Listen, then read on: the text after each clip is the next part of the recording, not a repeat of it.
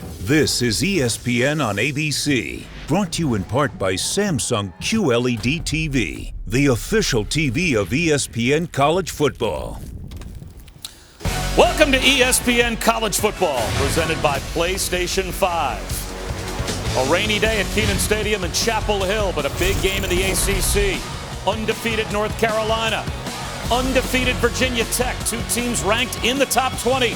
An early power struggle in a conference trying to make a comeback and prove it's not just Clemson that we should be talking about in the ACC. We've been talking about coronavirus, and we have been talking about its impact on college football all summer and fall long, and boy, has it impacted Virginia Tech. Their opener moved to later in September. Then practice was paused because of an outbreak for the Hokies. Their game against Virginia postponed until December. They play their opener minus 23 players and win. They play last week against Duke minus 21 players and win. How many players will they be without today? Boy, Dr. Jerry Punch, the hits just keep on coming for the Hokies. They do, Bob, and hello, everyone. You know, folks, after all the absences the past couple of weeks, the news is finally good for the Hokies at Virginia Tech. Today, for the first time, they will have every single full-time assistant coach available to him, and just 15 total players out, not nearly as many as the past 2 weeks. Now, here's the bad news, that the bulk of those 15 players are on defense, mostly at one position group, and that could be a recipe for disaster against a strong-arm quarterback like North Carolina's Sam Howell. Bob?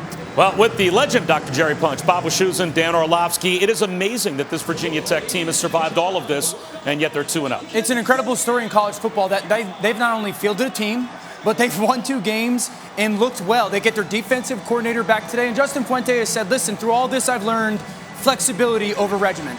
And how will that secondary, that again is depleted today, stop this guy, Sam Howell? He set records last year in the ACC. We'll see him coming up next.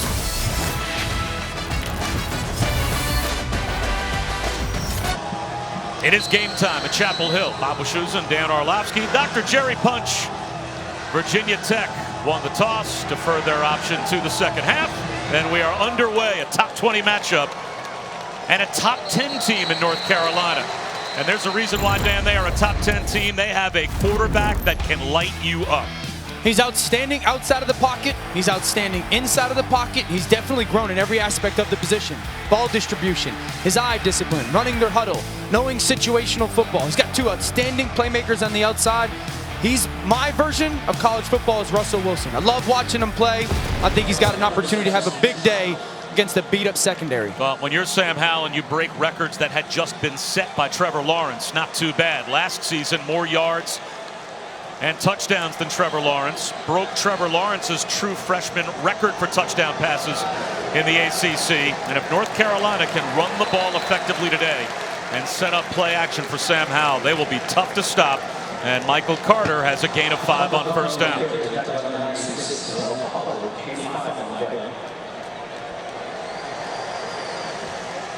The heels waste no time. Howell to the air. Out to the edge to Bo Corrales. A couple of yards shy of a first down. Jermaine Waller made the stop. I think that's something that North Carolina wants to do early. Get the ball out of Sam Howell's hands, get some completions, get themselves just comfortable in this game instead of trying to force the ball downfield.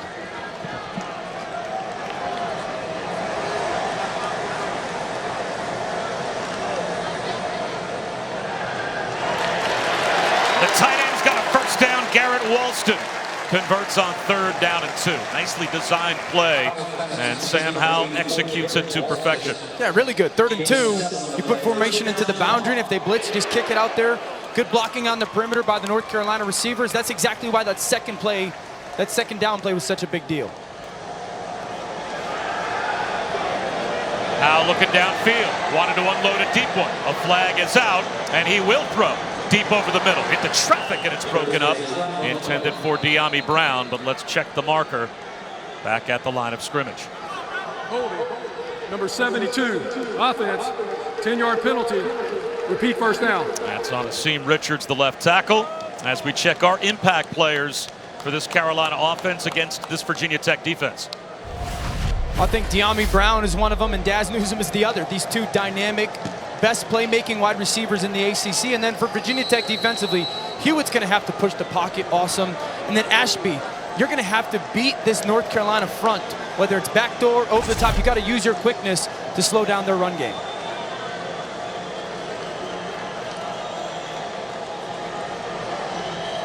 On 1st and 20, they'll run it for a handful with Michael Carter. Brought down by Tyler Matheny. And Tyler Matheny, a walk-on safety, forced to start because of all of the COVID-related and injury-related absences in the Virginia Tech secondary. They were without their top 4 corners and their best free safety in Divine Diablo last week, and still managed to find a way to beat Duke. Howell on 2nd and 16. Corrales breaks a tackle. It'll set up 3rd down and 4.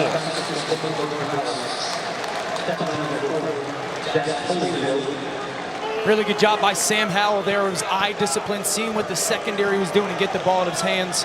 This is what they want. Live in as many 3rd and shorts as you can live in. Better execution opportunities.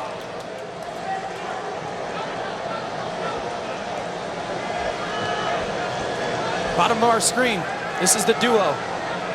Newsome and De'Ami Brown. Where can you get those guys matchups where they can win one-on-one? Newsome in the slot, De'Ami Brown widest to the near side left. That's the way Howell's looking on 3rd down.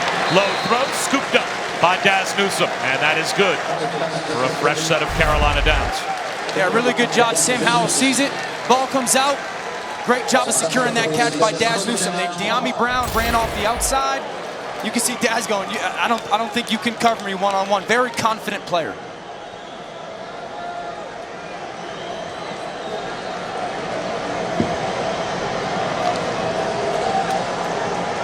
Javonte Williams up the middle for a 1st down and more.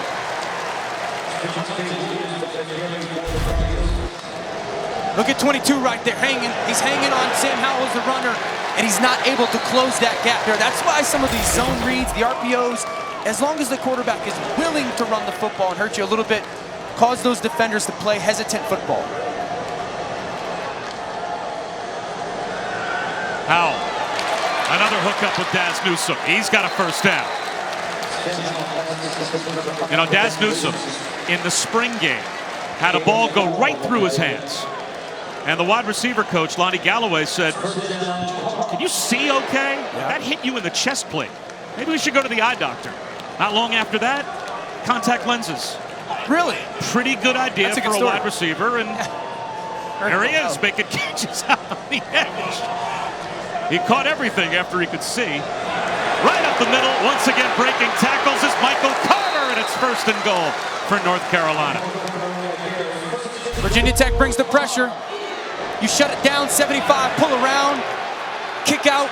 Michael Carter's a very fast back that's got great vision, loves to get downhill.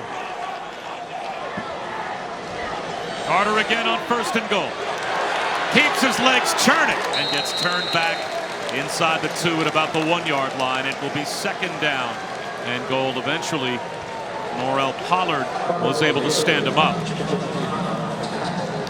North Carolina running a couple more big bodies on the field. Tight end comes off, extra offensive lineman comes on. This is where they've grown in their offense development-wise with Sam Howell. He is a viable runner here. Keep your eyes on him with the zone read. Javonte Williams at 220 pounds lines up as the deep back. He takes the handoff, goal line, touchdown. North Carolina made it look awfully easy on their 1st possession.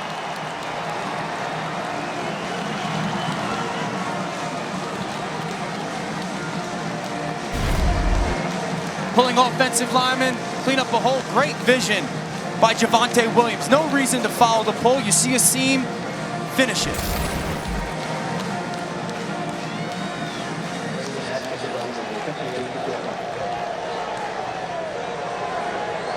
An 11-play, 75-yard touchdown drive to start for North Carolina. Grayson Atkins knocks through the point after. Undefeated, 8th in America, and a 7-0 lead. Javonte Williams already with 5 touchdown runs on the season.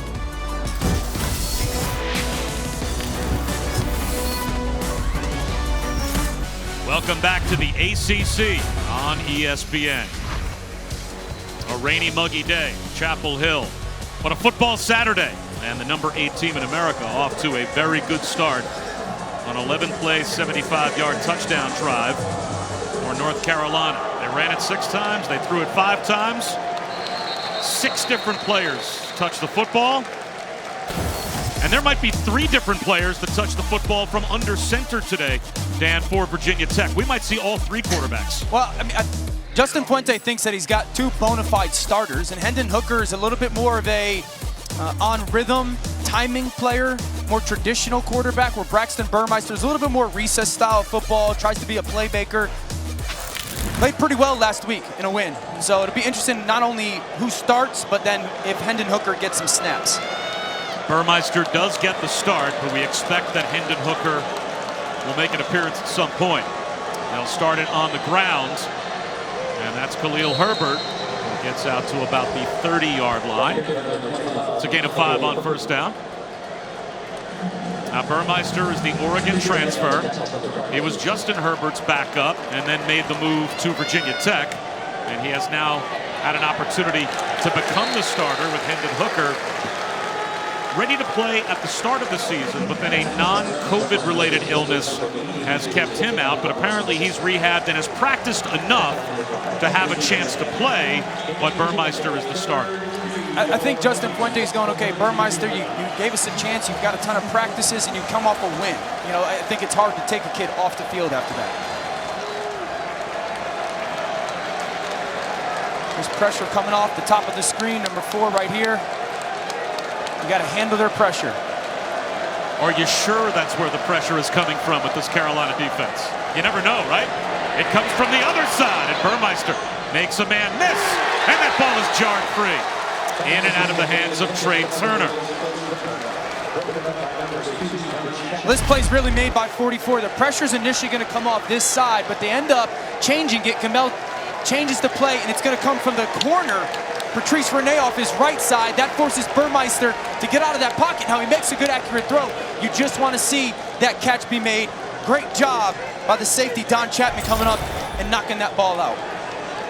But that pressure, that blitz was changed by Gamel, the linebacker. Such a great player, quarterback-wise, in that defense. Mack Brown calls a timeout from the sideline as inside their own 35-yard line, Virginia Tech lined up to go for it. We'll see if they do.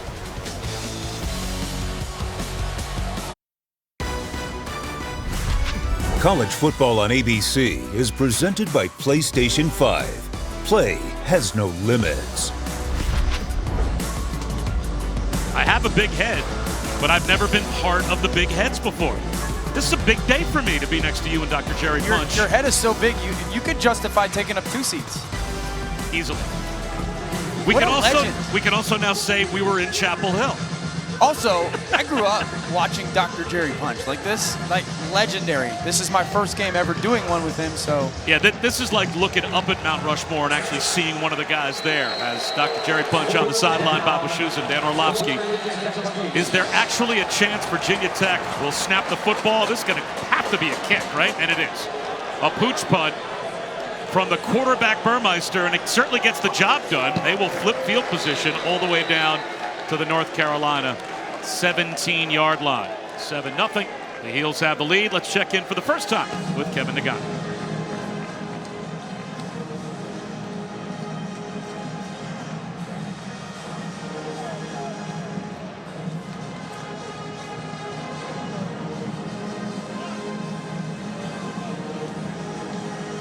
Boy, Dan, has there been an offense that has looked better than Florida earlier this season? Do you think anyone's ringing it like a pinball machine. They're ringing up numbers. You think anyone's going to cover Kyle Trask though, or Kyle Pitts? Like, hey guys, they're going to throw him the football a bunch. False start against the Heels, so it'll be first down at 15.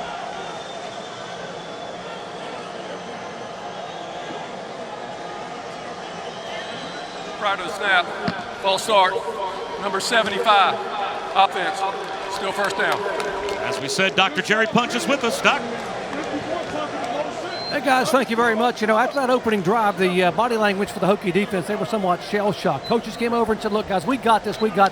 They're in a quick game, not a drop back game. We have to get our hands up. We have to focus on the run. And above all, when they check, we have to check out of some of those blitzes. They made some change. Well, can't stand up to the run here.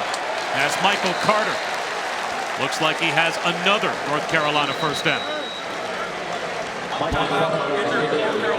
Coach Punch brings up a great point. I wrote down in my notes after that first North Carolina drive, you hurt the blitz and you tested the eyes of Virginia Tech.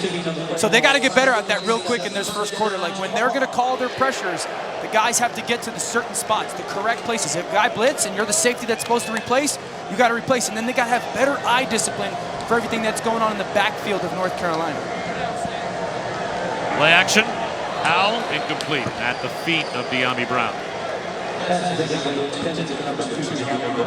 That's a challenge for the defense. Don't get me wrong. Like it's challenging when you go, okay, linebackers, you guys are going to pressure safety. You've got to come down. But then I go, okay, coach, you want me to replace the linebacker, but then the guy, the tight end, is going into the flat or something like that. So it's about doing it at the right time with great discipline and understanding kind of the tiers of how you go about doing things. Replacing, eyes in the right place, stop the run, get to the pass. Howell on the slant, and this time perfectly thrown. Daz Newsome breaking tackles across the 50. They're just crushing this RPO game. The nickel stays too high. Daz Newsome replaces them, and you see a little bit of athletic ability. See that nickel defender drop underneath, kind of lost in space. But the athletic ability after the catch, that's what North Carolina's living in right now. It is just a heavy dose of the RPO game, and I mentioned the eyes. Jet sweep on the end around to Newsome. He's got blockers, and he's got about 8 yards. Cut down by Jermaine Waller, but second down and 2. I think Phil Longo, the offensive play caller for North Carolina, I think great play callers right now attack defenders, not just defenses. And I think he's looking at Jamari Connor, the nickel for Virginia Tech, number 22, and go, okay, this is the guy right here. This is the guy that they feel they can attack. Play action. Sam Howell going up top. Looking end zone. Caught. De'Ami Brown. Did he get a toe down? It looks like he did. That's a Carolina touchdown.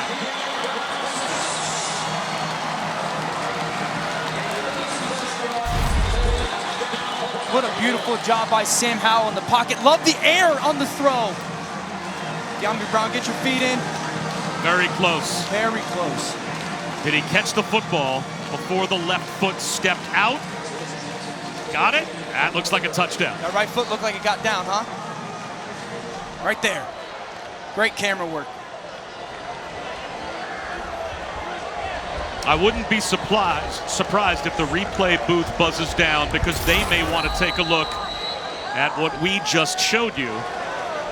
But it looks like a quick confirmation of the touchdown. And De'Ami Brown, the 9th touchdown catch that he's got of 30-plus yards since the beginning of last season. He's a big play wide receiver, and it's a 2-touchdown North Carolina lead.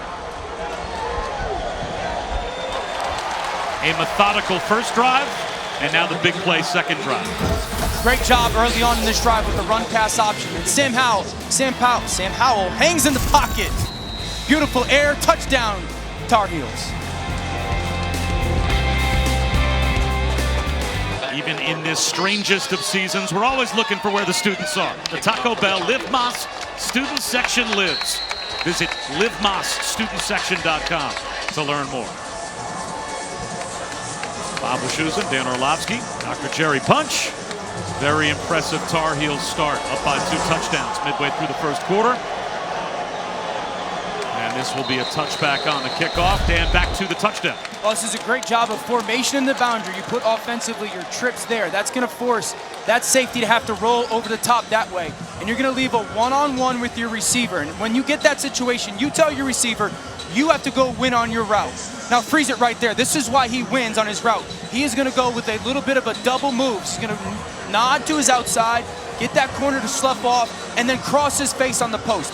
Again, great job by Sam Howell in the pocket, but they took the safety away because of the formation. De'Ami Brown, go win. Great route running by the junior. Touchdown Tar Heels.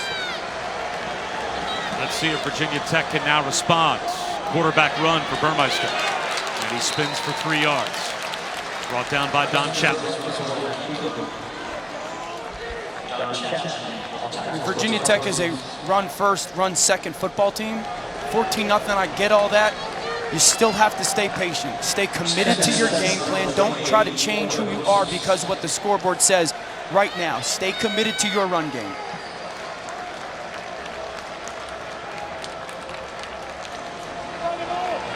Play action. Burmeister floats one down the sideline, and it's broken up into triple, if not quadruple coverage for James Mitchell. Let's check in with Kevin.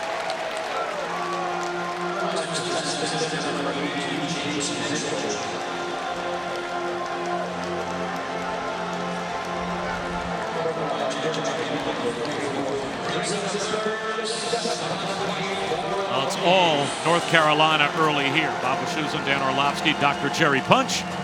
7:14 to go in the first quarter, and it's 14-0 Heels and a third down for Virginia Tech. Watch Gamel, 44 right here. He's the communicator. He runs the show when it comes to what's going on pre-snap check-wise. Burmeister out of the pocket. One-on-one against Gamel in the open field. And Jeremiah Gimmel makes the tackle. And it is a third down stop for North Carolina. I just think this kid's such a good football player. Super smart. Plays the position like a quarterback.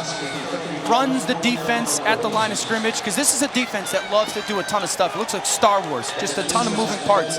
And you better have somebody that knows what's going on. Gimmel's outstanding at it. Now we asked Jay Bateman, the defensive coordinator for the Heels, about Jeremiah Gimmel. He said, look, he is our alpha male. He is the guy that we run our defense through. And the guy that they run their offense through, it's Sam Howell. Look how good this is. He's just reading a single defender. We talked about that formation, tight end, jab step, easy throw. Easy first down off one single guy. And then here comes another look. This is run to that defense, and Sam Howell's just gonna have vision on that safety. He goes to middle field, that's one-on-one, pitch and catch on the outside. Easy completions for the quarterback. Now listen, these aren't necessarily easy plays to operate, but you're giving him very distinct guidelines. You read that guy. If that guy does this, let's do this with the football. And so just a very good understanding of how they want to execute their offense.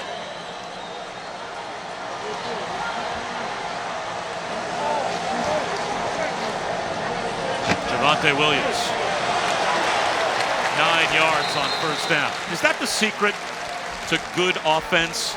Make something that looks complicated be simple for the players to execute? Oh, for sure. I mean, the great teams in the NFL do it. Sean McVay, the Rams, the Buffalo Bills. I mean, it's simple plays, but a lot before the snap. Well, that time, the pass intended for Corrales was broken up, and it'll be third down and 1. Jermaine Waller jumped up and got a pass defense. Bob, I've often referenced it to like this, like it's a great illusionist. You know, I want everyone to pay attention to what I'm doing over here. I'm really doing something somewhere else, and it's super simple, and it's just constantly challenging the eyes and the thought process of a defense.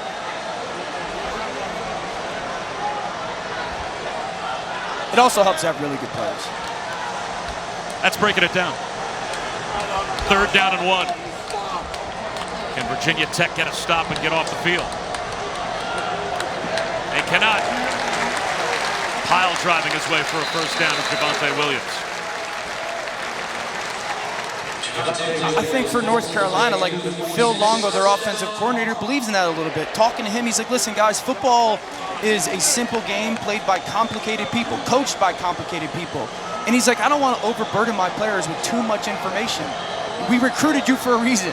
I'm going to try to create some space for you, advantage for you. You go make some plays with your athleticism.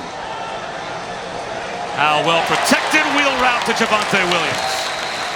They are dicing up this Hokies defense. I love it. Looking from the mesh from the right side, bring those receivers across, forces that defender again to play hesitant football. Connor, number 22, talked about it. Just a little hesitation. Sam Howell kicks it out to the back. Easy throw, big gain.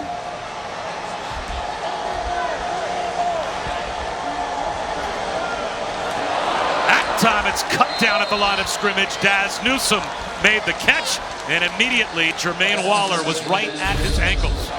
Well, Waller just anticipates this play, kind of guesses. He's seen a couple of those balls that gone out to the flat, bubbles and whatnot.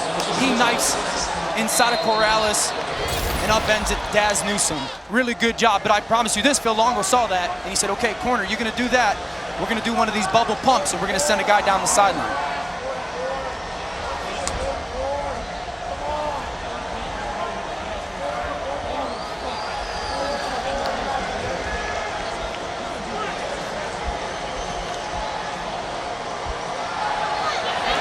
avoids a sack, tucks it under, slides near the first down, takes a shot, out come the flags, and Shamari Connor might be done. The moment Howell starts to give himself up, he becomes a defenseless player. This would be targeting if this is ruled forcible contact to the head or neck area of a defenseless player. At the very least, it's a personal foul. After the play, personal foul, unnecessary roughness, targeting, number 22, defense, 15-yard penalty from the end of the run. The previous play is under further review. Come on, Lawrence!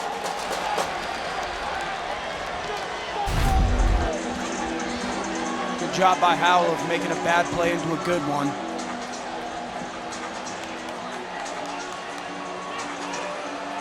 You know, it's that old 50-50 for a defensive player. He's running. I start to commit to bring him down.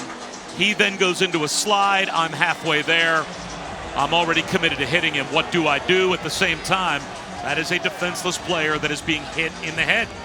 Listen, that looks really bad. And I'm thankful that Howell's okay. I've had this conversation with defenders so many times, and they have expressed to me how hard it is in that moment to make, to have that decision. What do I do? Do I play hesitant? I've never played defensive football, so as I'm trying to have a little bit of, I guess, sympathy for Connor here. After further review, the ruling on the field of targeting is confirmed. Number 22 is disqualified for the remainder of the game. And I think it's targeting, and I think it's for the remainder of game. Indisputable. I just think it's very difficult for those defenders, that's all. Now remember, all of the COVID absences for Virginia Tech, no personnel group has been hit harder for the Hokies than their secondary. And that might be the best remaining secondary player they had coming into today's game that's now out as well. And they haven't been able to stop North Carolina on their first two drives plus to begin with. So this, for Coach Fuente, is about as bad a recipe as he could have hoped for. As already now, North Carolina with a 2-touchdown leads in the red zone, and you just lost a player at a position group you can't afford to lose.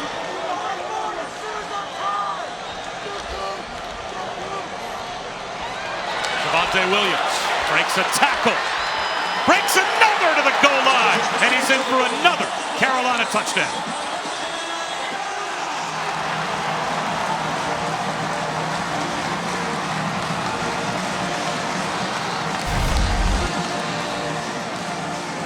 Very physical run by Williams.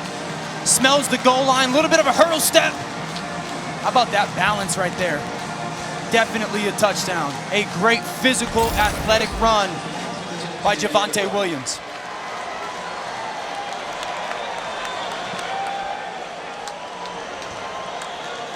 .224 total yards for North Carolina, 13 yards for Virginia Tech, and the second rushing touchdown for Javonte Williams.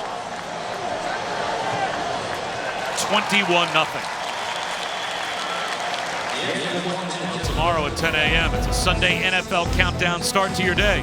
An inside look at how the post-game jersey exchange is evolving this season. And then our Monday Night Football matchup. Chargers in New Orleans to take on the Saints, 8 Eastern on ESPN, ESPN Deportes, and the ESPN app. Of course, the Broncos and Patriots have been postponed at least temporarily until 5 o'clock, so we've got a Monday Night Football doubleheader for you on Monday beginning at 5 Eastern. I think when we watched the tape to get ready for this game, your impression was North Carolina's the better team. Oh, yeah. Hard to imagine you thought they were this much better. This is a dominant performance in the first quarter. Yeah, I mean, but in our conversation, I said, listen, if North Carolina has not played nearly as good as they could in their first two games, and they won, obviously. And I said, listen, if they play a game, they're just too good. They're too talented on the outside. They're too good up front. They got two really good backs, one of the best quarterbacks in America. And I think their defense is fantastic. And right now, through 11 minutes of this football game, they look like an A game right now for the Tar Heels. Who will be at quarterback for Virginia Tech on this next possession? We'll find out after we check in with Kevin Nagandi.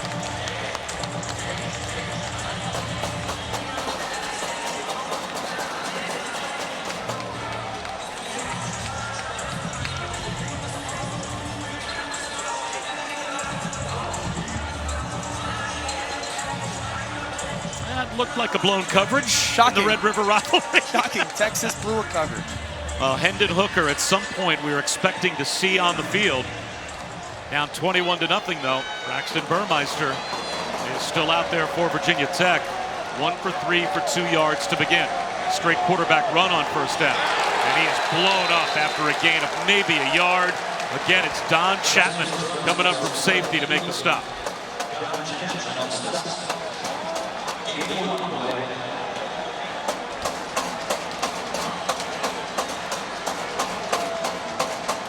Screen pass.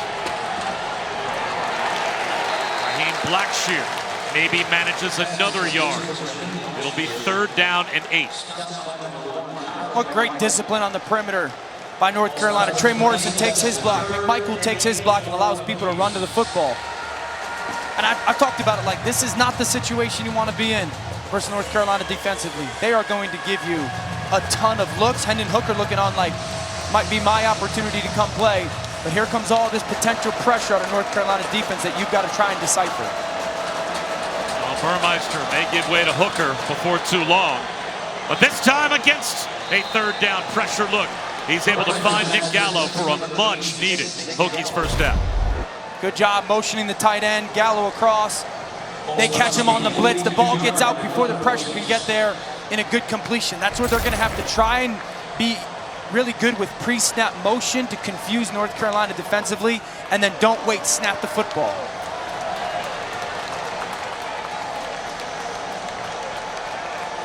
Look at communication. Look at the back-end communication right here from North Carolina. Chapman communicating. Morrison, who's doing what where? Burmeister. He's got about 5 yards.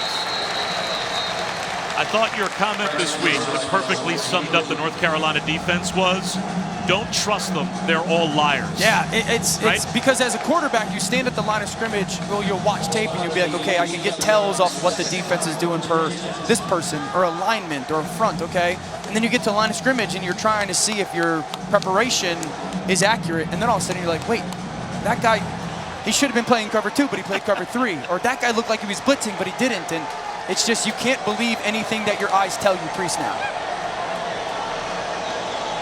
Bubble screen. Trey Turner dodging tacklers. Gets loose. Down the sideline goes Turner. Stays in bounds. Written out finally by Don Chapman. But a big play sprung by the Hokies gets them in position to get on the scoreboard. Ball out. Blocking on the perimeter. Trey Turner's a playmaker. Explosive guy. How many big play Trey? How many touches can they get in his hands? And you see the elusiveness in the open field, and then the ability to get down the sideline. This is what Virginia Tech's offense needed. You know, like, try to loosen up this defense for North Carolina a little bit. You got a huge 3rd down conversion, and then you get a playmaker with the ball in his hands on the perimeter. And if you're a Carolina fan wondering, well, they were blocking before the ball was thrown. As long as the officials see that the ball is caught at or behind the line of scrimmage, you can block. It's not offensive pass interference. And now we've got an injured Tar Heel to worry about as well. This week, quarterbacks highlight our Saturday night football game with De'Ara King, number 7 Miami, taking on Trevor Lawrence and number 1 Clemson, 7:30 Eastern on ABC and the ESPN app, as we take a look at our All-State playoff predictor and talk about the chances of being in the playoff being greatly influenced by the outcome of tonight's game. How about Miami?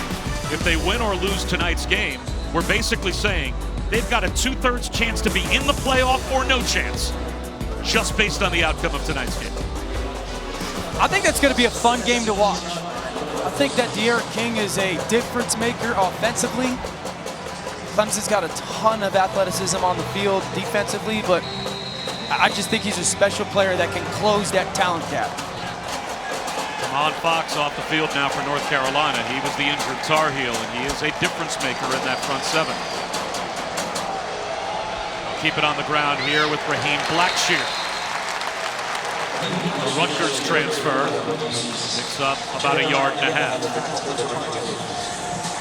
You know, very interesting right now to North Carolina defensively. They got all 11 guys about 10 yards from the line of scrimmage. Their defensive coordinator, Jay Bateman, has said, you're not going to run the football on us. We're not going to lose this game because we're so scared of the deep ball. We're going to make you run versus our defenders close to the football, and if our corners play well, you can't throw the ball on us downfield.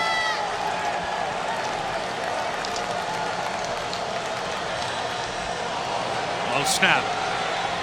Burmeister gets a block, takes a hit, and is close to a first down. That brings up a very important red zone third down for Virginia Tech. Down 21-0. This is just from a mental standpoint, you can't imagine a field goal does too much for them. And I think they've got something when they put those 3 receivers to one side of the field and leave the tight end to the other side of the field by himself. They've got some really successful quarterback run going back that way.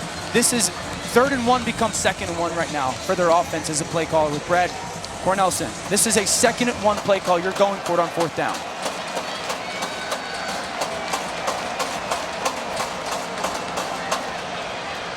First down carry by Raheem Blackshear. It is 1st and goal for Virginia Tech, and that should take us to the end of the first quarter, unless the Hokies line up quickly and snap it, but down to 10 seconds to go in what has been a North Carolina-dominated first quarter, but Virginia Tech in a goal-to-go situation. And that will indeed take us to the end of the first. Dominant performance by the Heels in the opening quarter. Couple of touchdown runs for Javonte Williams. We'll come back for the start of the second quarter after these messages. A word from our ABC stations.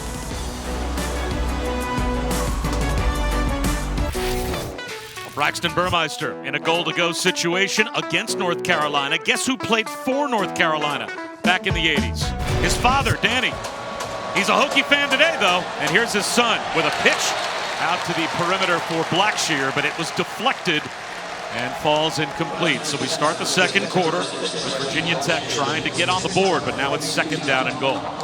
Really nice job by Hopper, the outside linebacker, not biting to that jet sweep motion, getting his hand on that football because Blackshear is going to walk in if it doesn't get knocked down. I really think that Virginia Tech is still treating this as 1st down. This is a 4-down territory for them, and quarterback run needs to be up. It's an empty backfield, and there is straight quarterback run for Burmeister. He's at the goal line, just barely gets turned back inside the 1. So it will be 3rd down and goal. I love the call, and then Burmeister just kind of sorting his way through those holes. This is pretty good by a quarterback now. Trying to get that ball over the pylon. Great fight by North Carolina's defensive backs, led by Chapman. Again, I'm treating this as 2nd and goal if I'm Virginia Tech offensively. Find the extra unblocked defender. I got 2 backs in the backfield. Can I follow them for a quarterback run again? How about a handoff to the tight end for a walk-in touchdown? James Mitchell. Can't imagine that was what North Carolina was expecting. And what a vital touchdown drive for the Hokies to get on the board. See the tight end come from the right side. Great cutoff blocks on the front side. You lead with Herbert on a front side block and just really creative. I mean, it's very creative. Instead of putting the tight end at the line of scrimmage in a traditional alignment, they bring him into the backfield and just hand him as a positionless player rather than just a tight end. You're a defensive player in the front 7. Where do your eyes normally take you, right? You're looking at 25, figuring he's going to follow the tight end. Yeah, and big deal. The tight end follows the running back. Right, and the tight end's not in a normal alignment, right? So then I've got rules. Coach, you didn't tell me about that rule type thing, and so very good job, play design by Virginia Tech. It's time now for our Aflac trivia question. Aflac. All right, here we go, Dan. See if you can reach into the vault and come up with this one. When was the last time Mac Brown beat Virginia Tech as a head coach? I know you know this. It's in that mental Rolodex of college football information you've got. They want me to think that it had to be when he was at North Carolina. But I'm thinking... Are you sure that's what they want you to think? Probably. When I say they, I have no idea who kind of makes the questions either. Well, Mac Brown, the winningest coach in the history of North Carolina. Of course, this is his 2nd stint And boy, talk about a guy that is just mentally in a different place now than he was when he was the head coach of Texas, and is so open about it. Just having so much more fun being a head coach. Number one goal, he said, I'm not coming back to not have fun. And I asked him, Coach, through all this stuff, like, how are you doing it? Like, how are you doing it? He said, listen, these kids want to play. They want to play, and if they want to play, I want to coach. Let's go to Kevin Nagandi.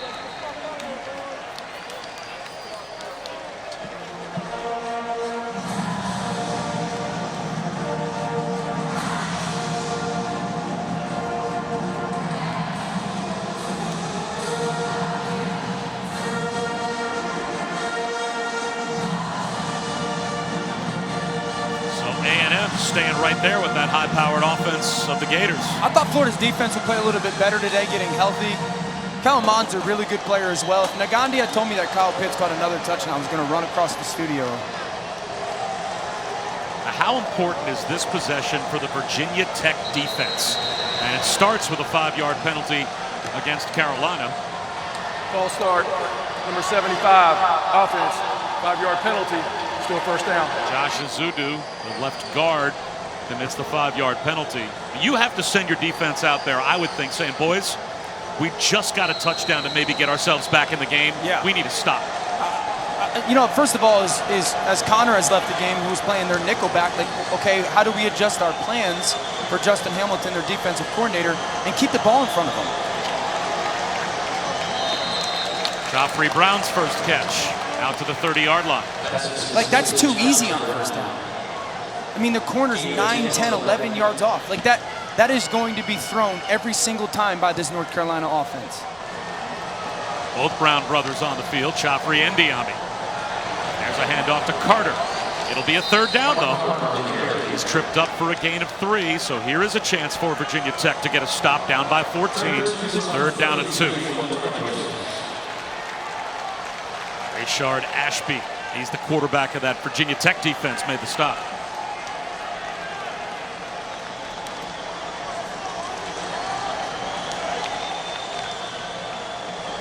Sam Howell dropped, knocked out of the hands of Diami Brown as he was met by Dorian Strong, a true freshman, and now it's 4th down and 2. Great job by Strong. Left side of our screen, pass breakup, but don't just go hit the receiver. He punched with that left hand right there to knock that ball out of Diami Brown's hands. That's a disappointing drop for this North Carolina offense. Too good of a player, Diami Brown, to drop that football. But Bob, you mentioned at the beginning of the drive, like this, you find a way to win, find a way to get off the field. In the back-to-back possessions for the football team, offense score, defense get off the field, could be huge. Also, no program prides themselves more on their special teams abilities than Virginia Tech. Fair catch, though, made here at the 31-yard line by Tavion Robinson. So down by 2 scores. Tech has the ball back. Time to answer our Aflac trivia question. When was the last time Mack Brown was a winner against Virginia Tech as a head coach? Dan knew this. He said it to me just in my ear. 87 against Tulane. I was right. Pretty good. Look at this, Mack Brown, head coach of Tulane, before he took over at North Carolina, and then, of course, before he went on to become a national championship winning head coach at Texas.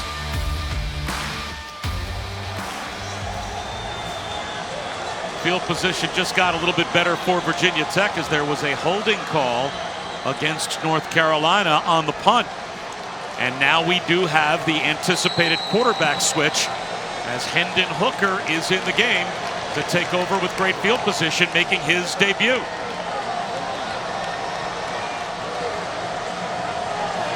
Little zone read, and Hendon Hooker ahead for about 6 yards.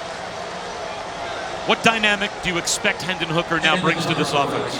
A little bit more deliberate quarterback run, more zone read. I think Burmeister, they tried to do with call it and run it quarterback runs, where he's now the decision maker, whether it's the handoff to the back or the quarterback run. Probably a little bit more of a in structure, better quarterback thrower than Burmeister, passing the football wise. And so very good athlete, good thrower of the football, just brings a little bit better dynamic with their zone read game.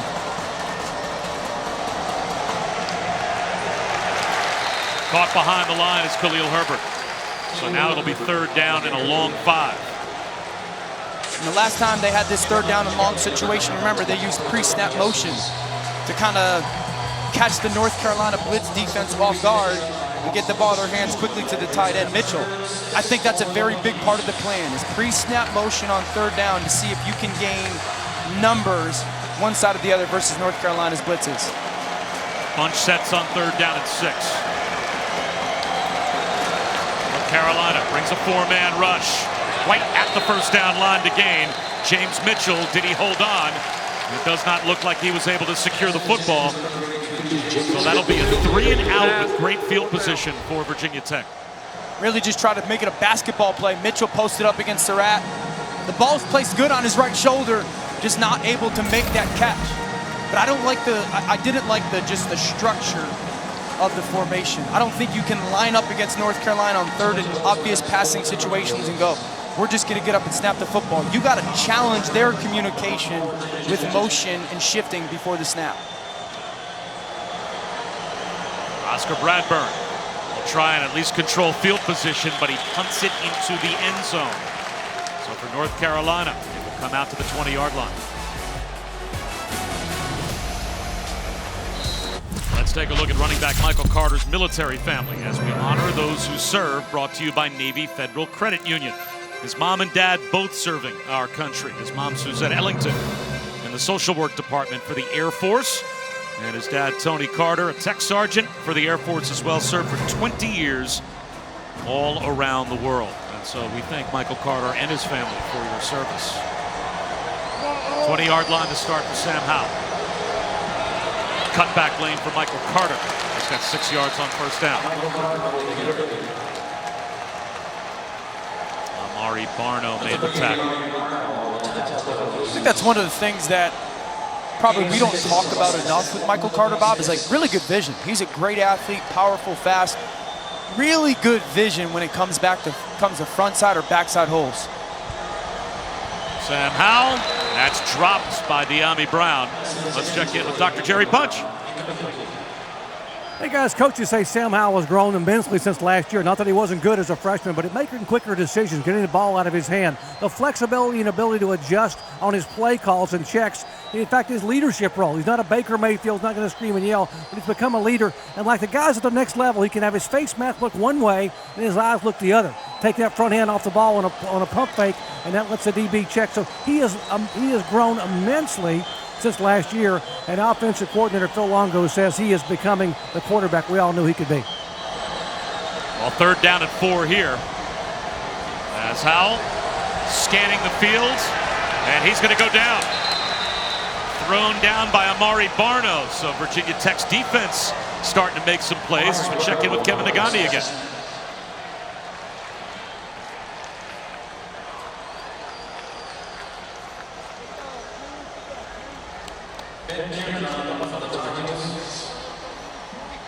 How about this Virginia Tech defense starting to flip the script a bit after 3 straight Carolina touchdown drives to start the game? Well, first of all, it helps that De'Ami Brown's got 2 back-to-back drops. But credit for Virginia Tech, because early on in this game, they were getting hurt with their blitzes. And now their blitzes are hurting North Carolina's defense. They flipped the momentum. It's a football Saturday in Chapel Hill at the Planetarium. 2-touchdown lead for Carolina. College football presented by PlayStation 5 on ABC is brought to you by Pacific Life. More than 150 years strong. Trust in your tomorrow. Back at Kenan Stadium, and there's a look at the helmet technology. Virginia Tech's always been one of the leaders in testing helmets for safety and protocols, but what they've been testing recently are the clear shields on the helmet. The upper shields and the lower shields. They determined the upper shield screens about 13 to 15% away from aerosols, and I'll tell you what else they found after the play. Boy, in the age of coronavirus, trying to come up with helmets that will help. Burmeister back in the game at quarterback, and that screen falls short of Raheem Blackshear. Doc? And what they found out, what's really been, I think, an eye-opener is that they put shields on the bottom part of the helmet, not the upper part, so you don't get the fogging. And the shields on the bottom part screen like 85% of the aerosol particles, which is where the COVID or coronavirus hitchhikes. So the upper shield's 13%, the bottom shield's 85%, combined together over 90%. So Virginia Tech doing a lot of safety research that's going to impact the future of what we do on the field. Maybe we should all be wearing Virginia Tech football helmets these days. Quarterback run. 1.5 yards for Burmeister. Well, North Carolina began the game just about as well as you could begin a game offensively. 3 straight touchdown drives. But Virginia Tech has answered with a touchdown, and they're trying to figure out how you operate in the era of coronavirus. As Justin Fuente told us, it was basically a flood of infections to start the season. Now they've got it down more to a trickle. Blitz on 3rd down. Burmeister out of the pocket. He's going to try and run for it. Spins right to the line to gain. And it looks like they'll give him forward progress for a 1st down.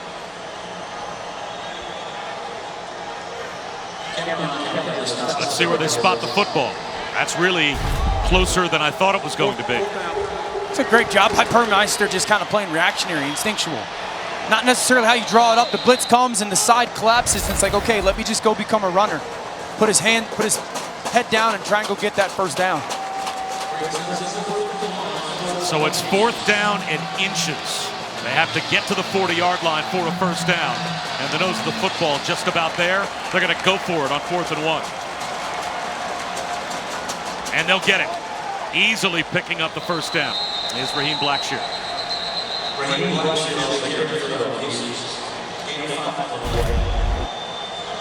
Watch the right side of the screen. Gallo right there. Just get a piece of Asante to give that little seam for Herbert right there. I love the aggressiveness by Virginia Tech's offense. They know they're going to have to go continue to score points to keep up with North Carolina. Justin Fuente said they were going to play this game aggressively, and he shows it there on 4th and 1.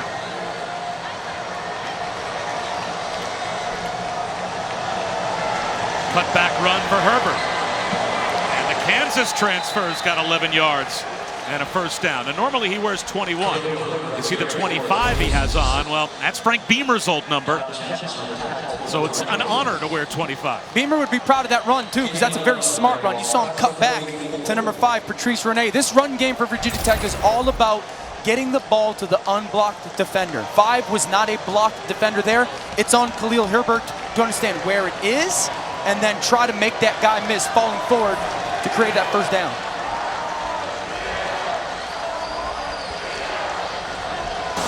Herbert again. Finds another cutback lane.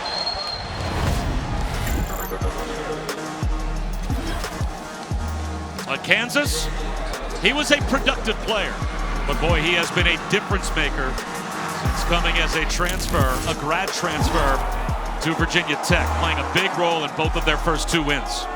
It's funny, I asked Justin Fuente, like, what about him through 2 games of live action has surprised you that you didn't know? And he said he's faster than I thought. And this time he's there on blitz pickup. Burmeister keeps his eyes downfield and is able to throw one low that Trey Turner scoops up. Again, great reaction by Burmeister to get himself out of trouble. Find Trey Turner scraping across the field. I think Virginia Tech got away with one there.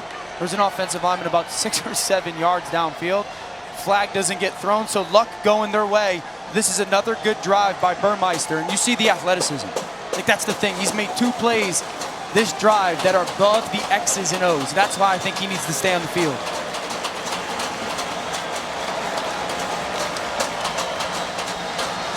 Quarterback run again.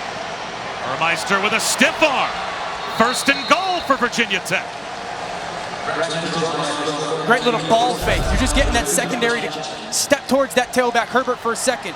Now you suck them in, and then can you beat them with speed to the outside? Burmeister doing it again. I really love that 3-by-1, that trips formation for Virginia Tech offensively. They're lined up in it again. They got trips down to the bottom of the screen. Run back towards that boundary is a great play for them. Here comes the communication. This is the cat and mouse game, offense and defense. Herbert uses a stiff arm to the 5-yard line at the pylon. Is he in? That's a touchdown for Virginia Tech. How patient on that run was Khalil Herbert. Look at this. How great is this? Patience. Patience. Okay, now here's my scene. Put my foot in the ground. Make somebody miss. Cameron Kelly, can you make that tackle in the open field? No. And then the finish by Herbert. How about that violent left hand on the stiff arm? The tightrope down the sideline. Another impressive drive by this Virginia Tech run game. Last week against Duke, a Virginia Tech record 358 yards, all-purpose for Khalil Herbert. He had 207 yards and 2 touchdowns rushing. This rushing touchdown is 2 unanswered now for Virginia Tech. Just like that, we've got a 1-score game. College football's top 2, each battling in prime time. Tonight at 7:30 on ABC and ESPN. Can't wait to watch Clemson and Alabama later on tonight. Returnable kick. Well, check that. It's fair catch that'll bring it out to the 25-yard line. So good job by Michael Carter to utilize that rule as we take a look at this week's college football rankings, brought to you by Goodyear. A litmus test for Clemson, their first of the season tonight, as they'll take on a top 10 opponent in Miami. Georgia, Tennessee later on this afternoon. And Alabama, Ole Miss at 7:30 Eastern as well on ESPN. You wonder about the ACC, because for the last however many handful of years, this league has had the national perception of you're lousy outside of Clemson. And now you've got 4 teams ranked towards the top of the poll. As Sam Howell with a handoff here to Javonte Williams. He breaks a tackle. He's got a first down and more. All the way out to midfield. Does he stay in bounds? They'll say he stepped out near the 50. But can Miami compete with Clemson tonight? Could this North Carolina team compete with Clemson as well? Well, if Javonte Williams is going to run like that, I mean, makes Matheny miss again. You have to make that open field tackle. And you see, like, this is just a high level of talent on North Carolina's offense. We fall in love with De'Ami Brown and Daz Newsome because they're great receivers. These 2 backs, Michael Carter and Javonte Williams, are outstanding. So if their offense is going to click like this, they can beat Clemson. Absolutely. And can we go back to the narrative of the ACC? I fought this for a couple years. Like, I can't stand when people say that. It's a really good conference. Williams, this time turned back after a gain of a couple as the walk-on forced to play free safety. Tyler Matheny comes up to make the stop. We talked about all the absences in this secondary for Virginia Tech. Tyler Matheny playing because Devon Diablo and Tyree Rogers both out at free safety. Keontae Jenkins, a rover, also out. Breon Murray, one of their top corners, out. And they had their best corner, Caleb Farley, opt out before the season started to get ready for the draft. Carter, first down.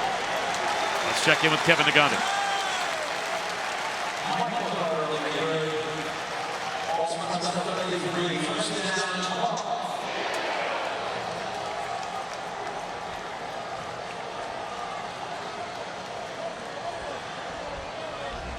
We've got good games everywhere. The LSU-Missouri game is close. The Florida-Texas A&M game is close. And now Virginia Tech with a couple of touchdowns has made this a 1-score game.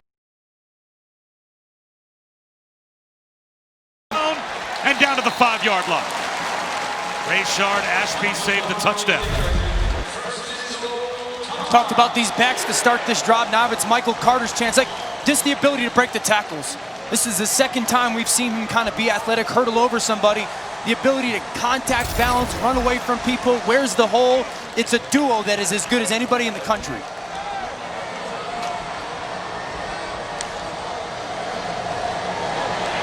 It's a backwards pass caught by Newsome. Daz Newsome somersaults inside the pylon for a touchdown.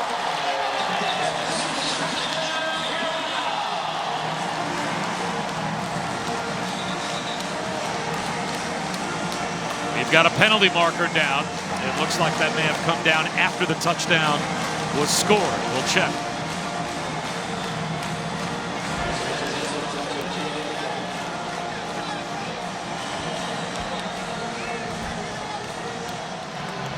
After the play, unsportsmanlike conduct, number 5, offense. That penalty will be enforced on the kickoff. That is number 5's first unsportsmanlike. That at least helps Virginia Tech, as Carolina will have to kick from the 20-yard line. Good ball placement by Howell on that throw. How about the block out front by Corrales and then Daz Newsome on the finish? I love that play call design. Surge for that pylon.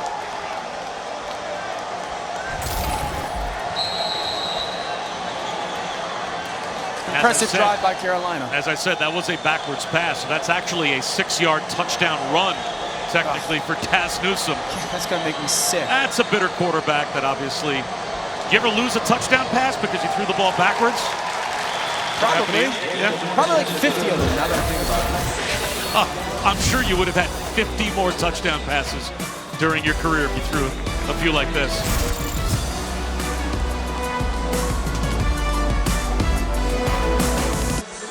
We are back on ESPN College Football, presented by PlayStation 5. North Carolina, 3 touchdowns to begin the game.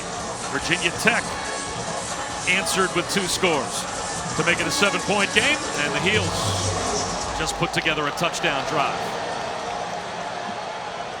And now Virginia Tech back to the offense. We'll see what kind of field position they get. Might be pretty good. It is. All the way out to about the 37-yard line goes Khalil Herbert. Well, how many times has North Carolina been ranked in the top 10? How about in the 90s with Mack Brown? 23 total weeks over a couple of seasons. Larry Fedora briefly had them there in 2015, but now Mack Brown, upon his return, has them back as number 8 coming into today's game. I love spending time with him, just talking, right? Just talking about everything that's going on. He said something yesterday that kind of blew my mind. You were talking about everything that's going on, and he said, you cannot mentor kids unless you win. Burmeister dirts it. He wanted the tight end screen, and it was not there, so a good play by the quarterback. And talk about feast or famine for both of these offenses. An offense has either gone 3 and out or scored a touchdown, and nothing in between. I think that's part of the way North Carolina's structured a little bit, to be honest with you. I think they want to be a team that pushes the ball downfield and is explosive.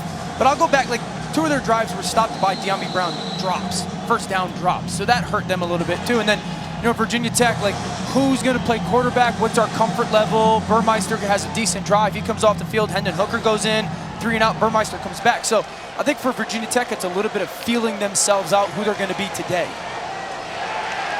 Burmeister on a keeper, and now it's 3rd down and 10.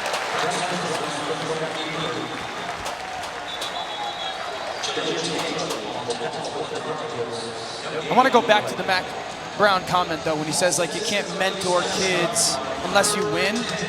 I just found it fascinating that he understands, like, those kids want to win first, and once you show them that you can help them do that, become better players and win, that's when they'll buy into a lot of the off-the-field stuff of doing things the right way, and how to act and how to carry themselves. That's their 2nd timeout of the half.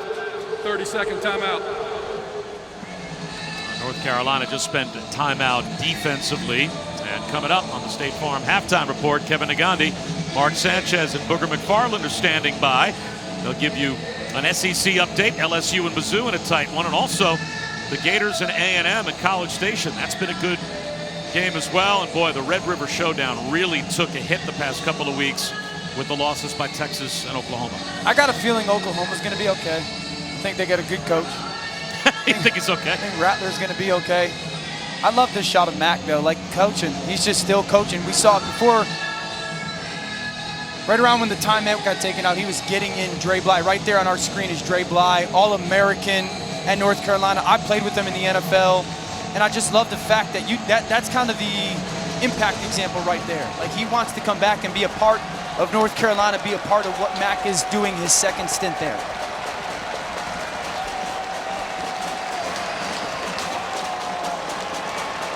Carolina brings a 4-man rush on 3rd down. Right at the first down line to gain. It looks as if Tavion Robinson may have it. Oh, they give him a tough spot. He steps out a yard shy.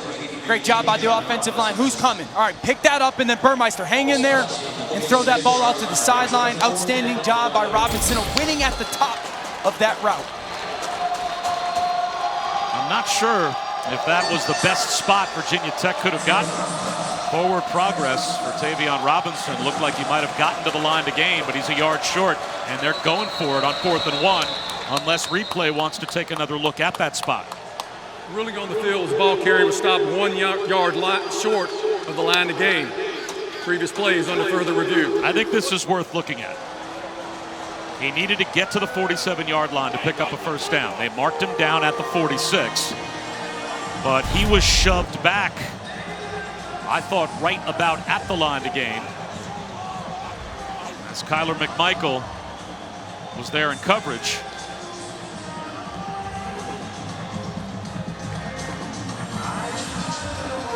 Placement right there.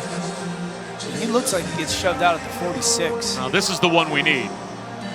Makes the catch right at the 1st down line to gain, and now he is shoved. So that's forward progress. If he was that's coming, a 1st down. Yeah, if he was coming back of his own momentum and stepped out of bounds, pushed back. Then you mark him out at the 46. If you're at the 47-yard line and you get pushed, the ball should be spotted at the 47-yard line. From where that push starts. That is forward progress. And that would be a huge call. That's a 3rd down and 10. Huge. Which is a 1st down as opposed to a 4th and 1. The ruling on the field is confirmed. 4th down. Wow. Confirmed is the call. That means they didn't have enough video evidence to overturn. Well, no, that actually means we got it right, and we know we got it right. And I guess what they're saying is the momentum of Tavion Robinson is bringing him back to the 46-yard line regardless of the shove, because he certainly seemed to catch the ball right at the 47. This is that same formation. They went for it on 4th and 1 before. Same motion. They gave it to Herbert. And they get them to jump. The hard count gets Virginia Tech, it looks like, a 1st down. And there is the quarterback of the defense, Jeremiah Gimmel, that jumped off sides. Offside defense, number 44. 5-yard penalty results in a 1st down.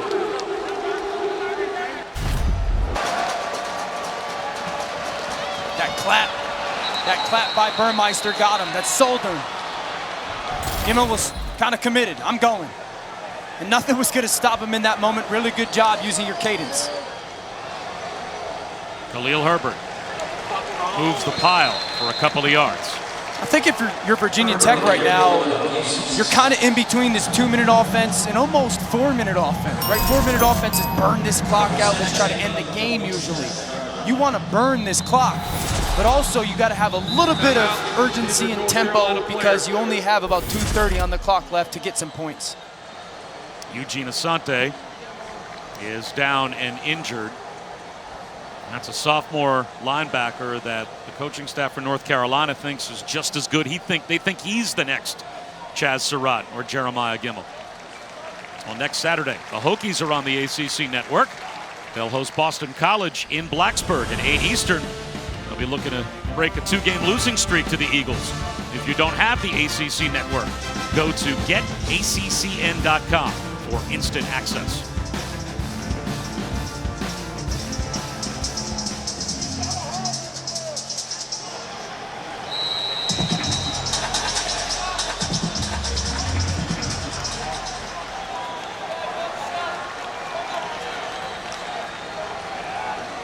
Quarterback run for Burmeister.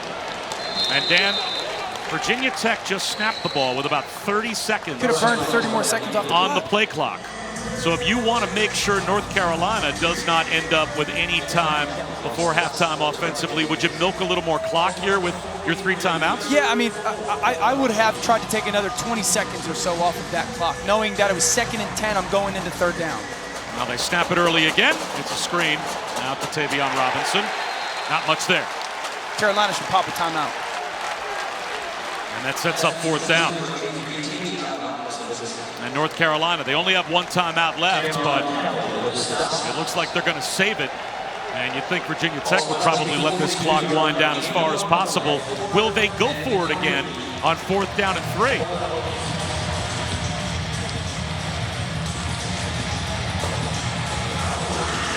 Well, they're going to line up to go for it. You got a one-on-one matchup at the top with your tight ends flexed out. Is this the hard count again? Play clock down to 5. Play clock at 2. It goes to 0. And a timeout was called by Virginia Tech just before a delay of game flag would have been thrown. 30-second timeout. Well, this season, for every field goal and extra point made by participating universities, Allstate will make a contribution to the university's General Scholarship Fund. Thank you to Allstate. It's an interesting chess game decision here for Virginia Tech. But that's why I felt like North Carolina could have called timeout there. You knew Virginia Tech was going to go for this, right? Or more than likely they were going to go for it. They've been aggressive on 4th down all day.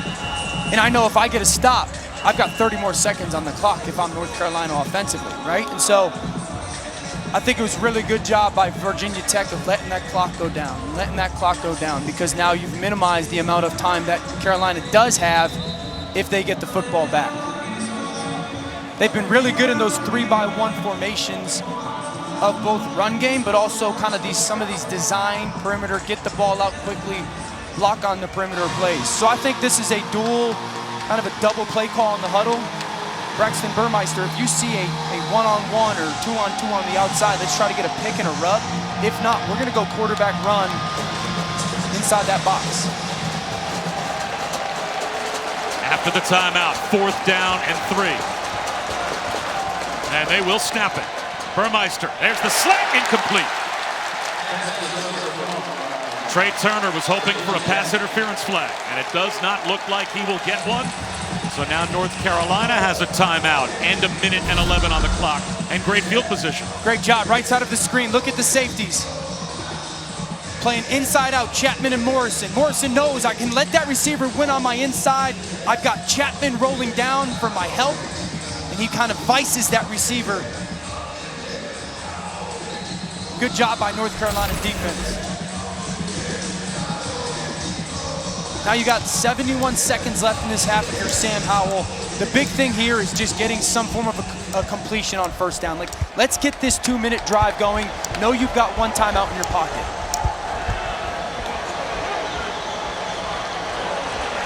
Short game. And with that timeout in 1:04, the clock will roll. It'll be 2nd down and 3 after the catch by Daz Newsome, or rather 2nd down and 6, pardon me. Then your goal is to get a kickoff. Worst case scenario, you try to get a kickoff.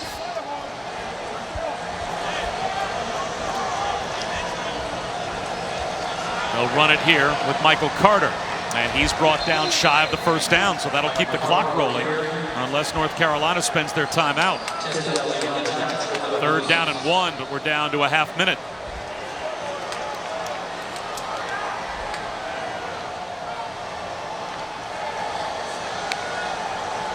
There's a 1st down catch. That'll stop the clock. De'Ami Brown steps out. 22 seconds to go in the half. I think right now, if I'm Phil Long on North Carolina, I'm running something very similar play-wise. Like Virginia Tech is playing soft on the outsides. They're not going to allow the ball to go over their head. Just try to get another 5- or 6-yard completion. Soft up top again. You can get an easy completion up top.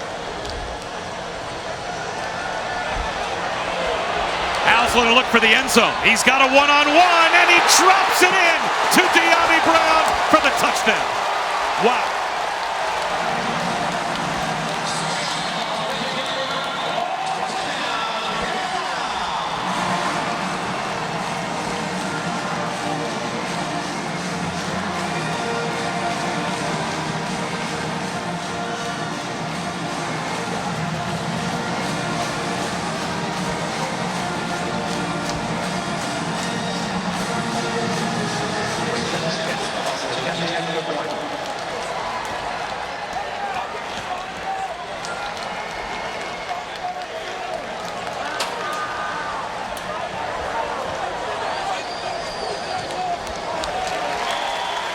It's back up to a 3-score lead for the Heels. They just gotten that quick little completion, De'Ami Brown up top, and now it's just one-on-one. Him in this corner, White. Watch when he gets to about the 35-yard line. The little just stab into the ground, right there, stab into the ground, freezes that defensive back, and now it's one-on-one football downfield. Great job by Howell again, giving his guy an opportunity. How about the athleticism to fight through that trip and to make that catch? We had just seen that hitch route thrown before. Great job of De'Ami Brown playing smart football, kind of putting that foot in the ground, getting that corner to just settle his feet, giving them the chance to run by him. That's the second deep shot touchdown that De'Ami Brown has scored here in the first half. And, talking with Phil Longo, their offensive coordinator, and he said, I was down at Ole Miss. Yeah. And I've got A.J. Brown and DJ Metcalf, and I'm thinking I may never get a chance to coach a wide receiver as good as those guys again. And I'm heading up to Chapel Hill to coach the Heels with Mac Brown. And all of a sudden, I see De'Ami Brown, and I'm like, whoa, I've got another one. That's elite company to put De'Ami Brown in, and he is certainly living up to that praise in our game this afternoon. I think talking to Phil Longo, you mentioned A.J. Brown. Hey, where is De'Ami Brown? Where is he as a receiver with his growth and development? He said the #1 area he's grown in is setting up DBs with his routes. That is exactly what we just saw in that touchdown. I don't want to minimize it. That little jab step that he puts at that defensive back is on purpose. He had just run a 6 or 7 yard route.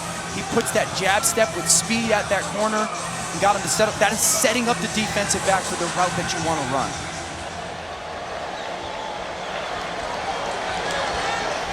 Burmeister to throw with 16 seconds to go in the half.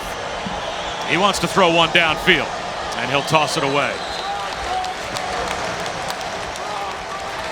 So Burmeister, conservative, down by 3 scores. Remember, Virginia Tech won the toss and deferred their option to the third quarter, so they will get the ball after halftime, but now again in a 21-point hole. Timeout, injured North Carolina player. And Kyler McMichael, one of the corners for the Heels, is down. North Carolina already without Storm Duck today, the starting corner on the opposite side, as he was hurt in the Boston College game last week. Well, tonight, our next UFC Fight Night main event, #1 ranked bantamweight contender Marlon Moraes will square off against #4 ranked Corey Sandhagen. The prelims start at 5 Eastern, the main card at 8 on ESPN Plus in English and in Spanish. To get ESPN Plus, go to ESPNplus.com or download the ESPN app.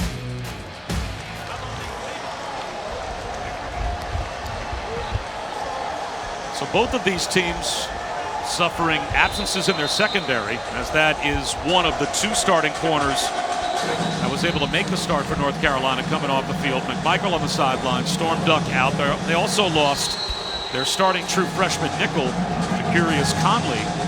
And of course, we detailed earlier all the absences in the secondary for Virginia Tech as well. Burmeister, dangerous throw, 4 seconds to go in the half. Not sure the philosophy right now of what Virginia Tech is attempting. Just take it into halftime. It's 3rd and 10. You're nothing good could happen to your football team here. You're not going to ladder it a bunch at the end of the half. You're not catching a Hail Mary. Just take it into halftime with a run.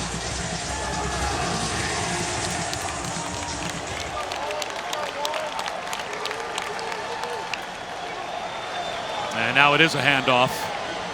And Jalen Holston will pick up about 11 yards, and that will take us to the halftime break with North Carolina on top, 35-14. Virginia Tech starts the third quarter with the ball. We'll see what they can do.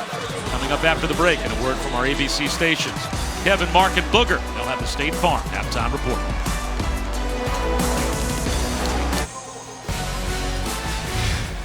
Welcome back to ESPN College Football, presented by PlayStation 5.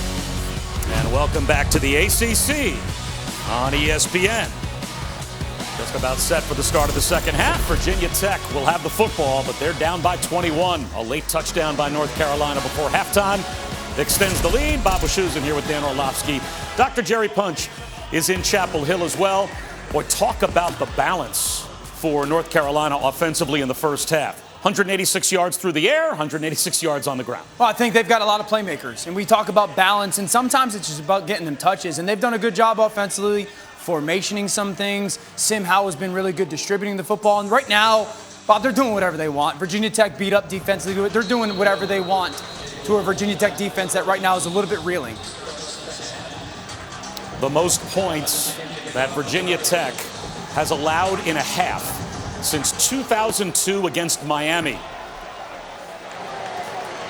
And as we said, through the air and on the ground, Sam Howell, 186 yards passing as we take a look at our Pacific Life game summary. And when he has gone downtown, it has been to De'Ami Brown.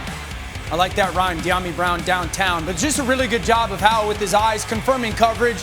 We see 2 long balls, De'Ami Brown kind of making some contested catches. Now Khalil Herbert came into this game off a huge week last week. And does he have a touchdown? Yes.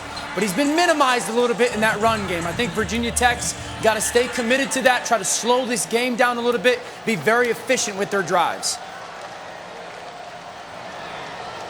Back to Hendon Hooker to start off the second half at quarterback for Virginia Tech. And a moment ago, Dr. Jerry Punch caught up with Mack Brown. Coach, some folks have said that your offense has sputtered a little bit in the first half of the first 2 games, but not today. 35 points. What do you like most about what you've seen? Jerry, they're relaxing. They're enjoying playing instead of that burden they had on them for the first 2 weeks. Still dropped a couple of passes and should have had other first downs, but I told them we can do better the second half, but we're seeing a little bit more about what we can be if we'll just continue to play. Thanks, Coach. Thank you.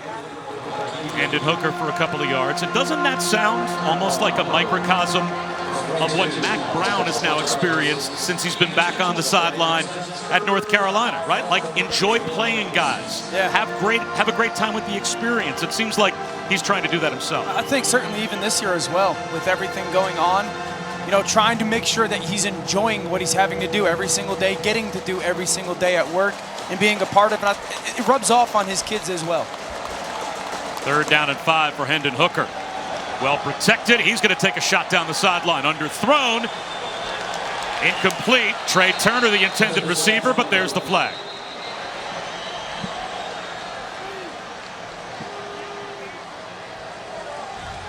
Pass interference.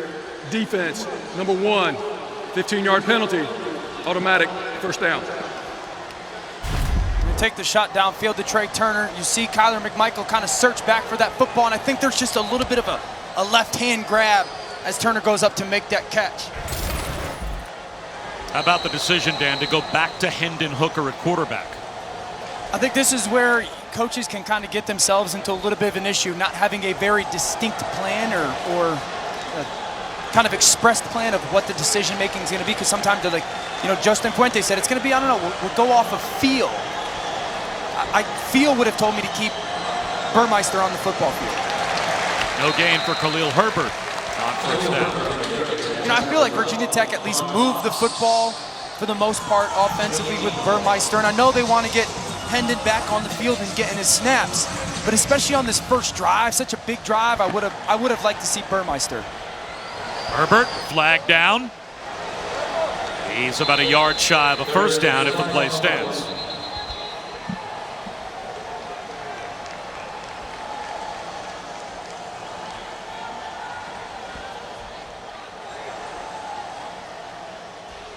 Illegal substitution. Defense. More than 12 players on the field at the snap. 5-yard penalty. Repeat second down.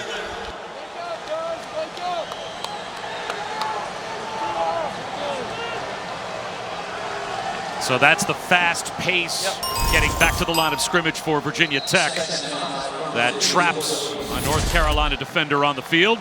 Again, number 1 and number 2, both in action tonight on ABC and ESPN. You'll see Clemson and Alabama.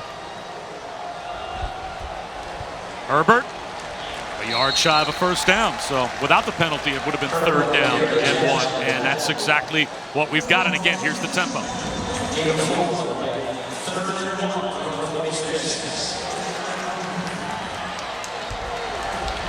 And there's a first down carry for Khalil Herbert.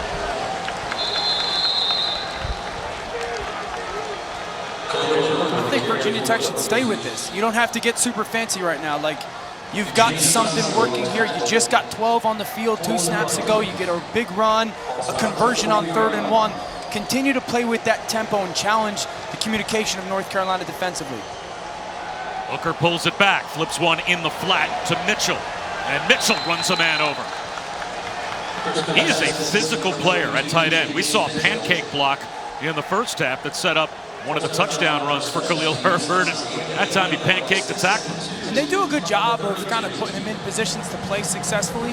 You know, like, oh, okay, we'll put you in our block game. We saw the handoff to him down in the red zone on a reverse. Okay, now we'll bring the naked around and get him out in space. Like, he's a really versatile player, a lot like Dalton Keene that they had last year. Raheem Blackshear spins for a first down, and we have another opportunity to check in with Dr. Jerry Punch. Yeah, guys, Chuck with Justin Fuente at halftime about the inconsistency of the offense, either 3 and out or 2 long drives for a touchdown. And how do you find the consistency? He said, we've got to come back on this field and develop some tempo and some rhythm. We got to get our rhythm as far as the run game. It looks like what they're doing here early on. A quarterback draw, and Hooker took a shot, and he goes down. And at the line of scrimmage by Jaleel Taylor. I think it speaks to the trust that Fuente has in Hendon Hooker. I mentioned it. This is a really big drive, and they're doing a nice job of moving down the football field, but the trust to put him in to start this second half. You know, this is that 3-by-1 formation. You see those 3 receivers, two receivers and a tight end up at the top. This is what they had their most success in first half, running out of this 3-by-1.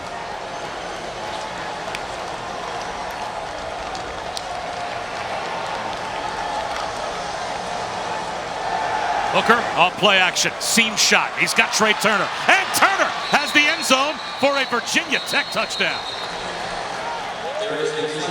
Flag down on the play.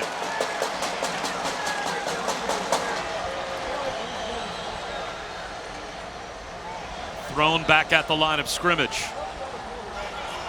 Illegal shift, offense. 2 men in motion and never got set for 1 second. 5-yard penalty, second down.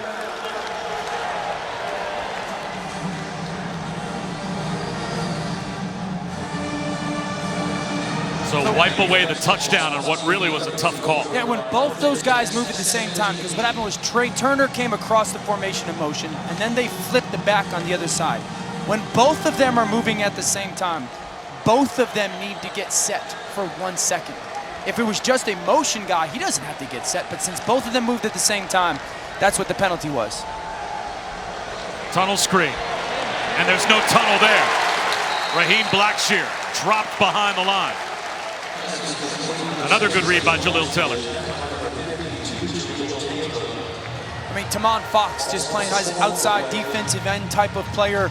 Kind of feels Darisaw the tackle, got him moving out and goes, I'm going to go blow this play up. And now 3rd and 19. Usually 3rd down, it's like, okay, here comes the blitz package out of Jay Bateman and this North Carolina defense. I think they might play a little bit softer here, but if you're Hendon Hooker, you got to be thinking, okay, if I get 8 or 9 yards, then we're potentially in field goal range.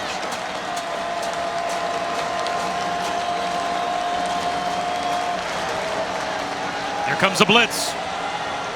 A slip and a fall on the back shoulder throw to a wide open receiver. It's the same play they hit in the first half. You motion out that tight end. You guess what pressure's coming. He's got him on that rail, that real wheel route up the sideline, and Hooker just misses him. Drake DeLulis, the tight end, could not have been more wide open. And that would have gotten them into field goal range at the very least. Hooker's thinking like, hey, you're gonna settle. You're gonna kind of pause a little bit, and the tight end kept going up the sideline. According to Justin Fuente, they are in field goal range. Here's Brian Johnson to try what would be a career-high 55-yarder, and it is online, and it is good. His previous career-long 54, he betters that by a yard. So obviously the coach knew his kicker and knew he had the leg for it. Virginia Tech had 7 taken off the board, but they do put 3 back on.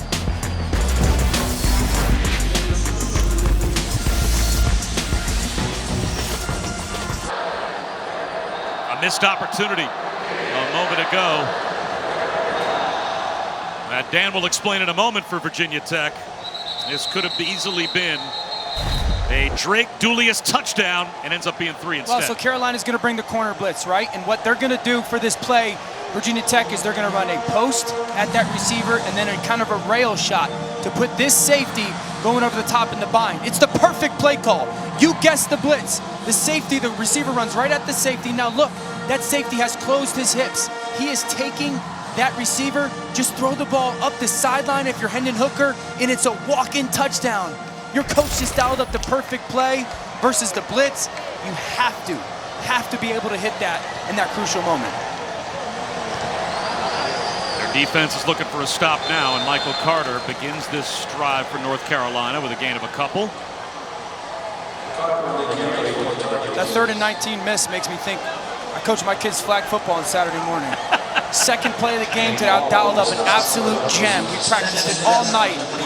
The kid that we called it for ran the wrong way. I'm sitting there, I'm throwing my dry erase board up in the air.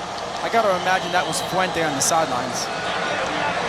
Cut back run for Carter. He's 2 yards shy of a first down. Now, just to lend perspective to your story, the children that you are coaching are how old?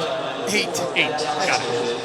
Yeah, I can see why you'd be losing your mind if an 8-year-old runs the wrong route. Jacob, what are you doing? That is inexcusable. I mean, you drew it up. That kid, play call. that 8-year-old has to run the right route there. I can't believe you left him in the game. Perfect play call. I'm looking at Jacob. I go, Jacob's the kid. I go, Jacob, what are you doing? He goes, I saw some guy running the other way, so I ran that way. I looked at him like, yeah, it's bad coaching. I'd take that kid's scholarship away in a heartbeat. The C's part. Easy 3rd down pickup for Javonte Williams. Boy, 3rd and 3, and he wasn't touched until he had picked up 6 or 7 yards. How about the left side of this offensive line just creating holes? Mizuta just kind of sitting back on that defensive tackle flowing over the top. I said at the beginning of this week, we all fall in love with these receivers. I'm telling you, the 2 backs, Carter and Williams, are fantastic players. They're getting blown off the ball. And it is a gain of about 14 yards, Doc, as the Virginia Tech defense is struggling. Yeah, we remind the folks just joining our telecast that we told you at the top of the show that Virginia Tech is down 15 players a day. The bulk of those, 9 are on the defensive side and most of the defensive secondary. And then the one guy they were going to depend on, Chamari Connor, got booted from the game due to a targeting call. So the cupboards are pretty bare defensively for the Hokies. Yeah, they are trying to patch it together, especially on the back end, as best they can. Shovel pass to Javonte Williams. And he is inbounds and picking up yards to the red zone. Carrying tacklers down to the 16-yard line. With the ball on the perimeter, a little shovel pass from Howell. Look at the blocking on the outside. Daz Newsome fighting for him. De'Ami Brown fighting for him. And then Javonte Williams again, just good pace, good vision, cutback, finisher as a runner. This is a complete football team offensively. And this is going to be the challenge for Virginia Tech the rest of this game and for teams moving forward.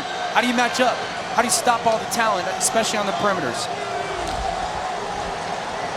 Here's Carter after a 29-yard catch and run by Javonte Williams.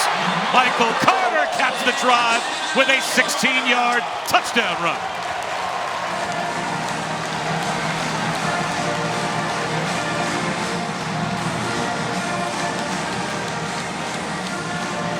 How many teams in college football, Dan, have this 1-2 combination at running back? I think they're the best in the country 1-2-wise, duo-wise, because they're both very versatile. How about the patience right there by Carter? Like just the spatial patience, and then the ability to get back inside of that hole.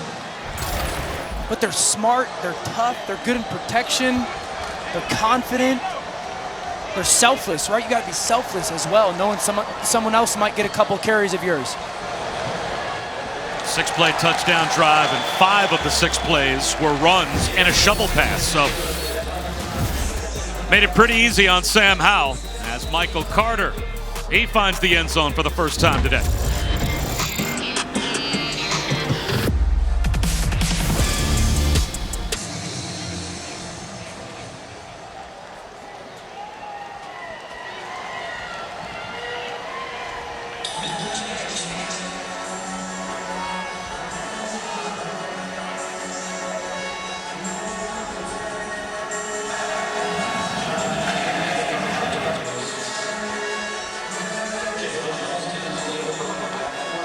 Books Bayou Bengals are putting up some offensive numbers. They need it. They're in a shootout.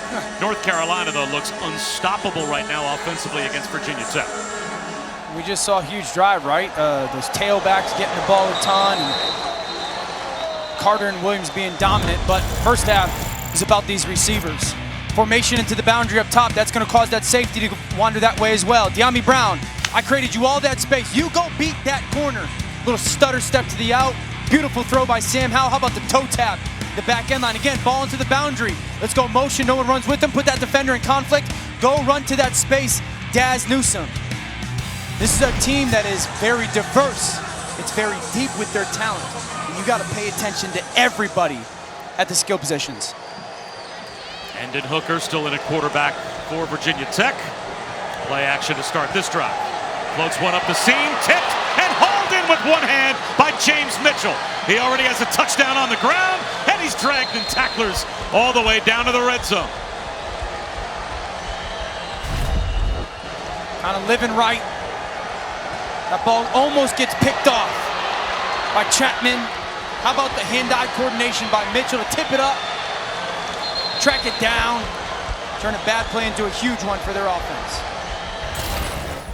We have an injured player down for North Carolina, so we will step aside as they're looking at Don Chapman, the safety.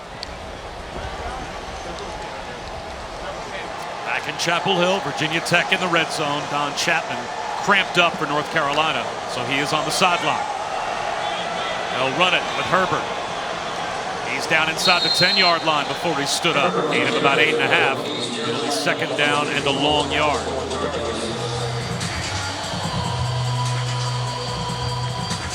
Call it 2nd and 2. Jeremiah Gemmel made the stop. Tempo for Virginia Tech.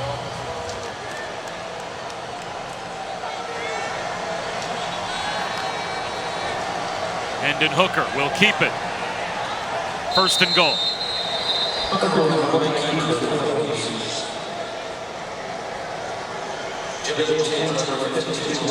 Good job by Virginia Tech this drive right now of a lot of pre-snap motion, some quarterback run. Obviously, it's generated by that big play by Mitchell. This is that 3-by-1 formation that's been really effective running towards. This has got to be quarterback run now with that motion. There it is, straight quarterback run, and a touchdown for Hendon Hooker.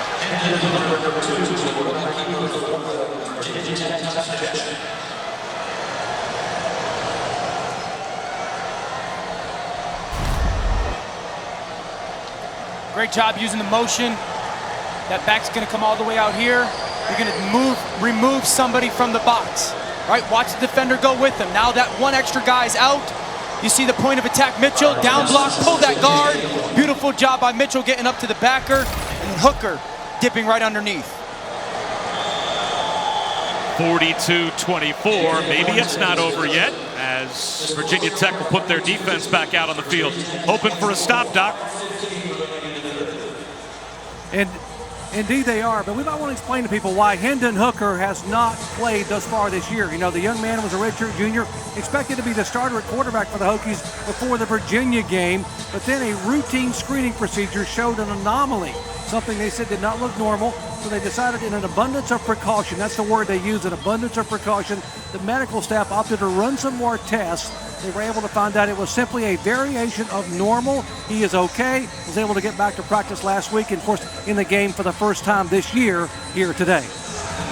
As you said, he was supposed to be the starting quarterback, and Braxton Burmeister was supposed to weave in as well, going back to the start of the season. And Hendon Hooker last season, after he took over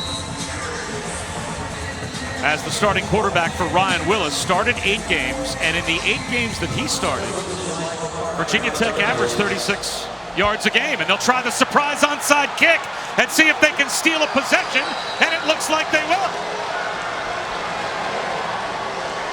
Quincy Patterson out there trying to take the ball back, and Johnson got it. Brian Johnson executes it perfectly, and a special teams surprise play for the Hokies works to perfection. What a great kick. Catch him off guard, kick it to yourself. Look at the defender, front line takes one step back. That ball goes 10 yards. He catches it right at about 11 yards. Has to go 10 before he can touch it. What a great job of calling that play, and it always comes down to execution. Previous play is under further review. Replay wants to make sure that it traveled 10 yards. Certainly looked like it did. Yeah, come on. That went 11 yards. Never wrong. Never wrong. I hope it went 10 yards. So the fifth-year senior place kicker, Brian Johnson, looks like he is stealing a possession back for the Hokies.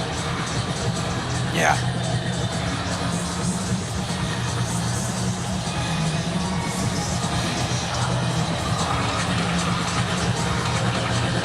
Look at the hop. I mean, that's really a one hopper, huh? I mean, kicks it into the ground, bounces up, and then that one hop, it looks like he touches it right at about 10.5, 11 yards. Ball's got to get past that white line right there. That 45-yard line, it looks like it does.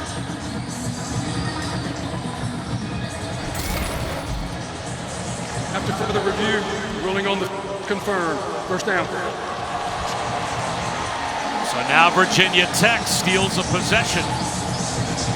And if they are able to score on this drive and pull within a couple of scores, all of a sudden we might have a brand new football game.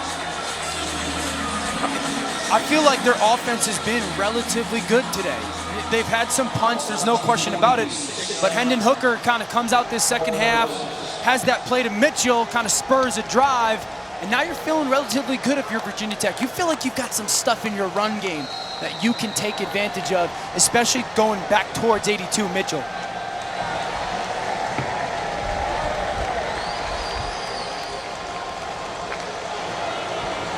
Herbert. Turn back after a gain of a couple. Let's check in with Kevin.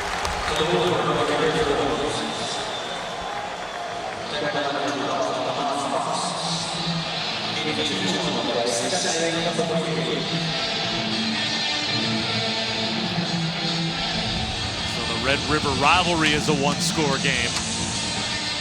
Just when you thought North Carolina might run away from Virginia Tech, the Hokies score a touchdown and are able to steal a possession with a surprise onside kick. Hendon Hooker fading one down the sideline. Broken up. Well diagnosed by Kyler McMichael. It's outstanding by McMichael. Back to the quarterback. Okay, look at back to the quarterback. You're in man-to-man coverage. Now watch the left hand come out here. Watch the left hand pop right there. That's the play right there. Play the ball. And if you can't see the ball, play the receiver's hands. Really good job by McMichael. Remember, these third and longs that they've had some success with Virginia Tech, it's been about motioning somebody and anticipating that pressure. I think they really need to rely. Here comes that motion with Mitchell. Is there pressure coming? They're going to run it with Herbert. He finds a cutback lane. He's got a first down and more. Still on his feet. Khalil Herbert looking for the pylon. He's got it for the touchdown.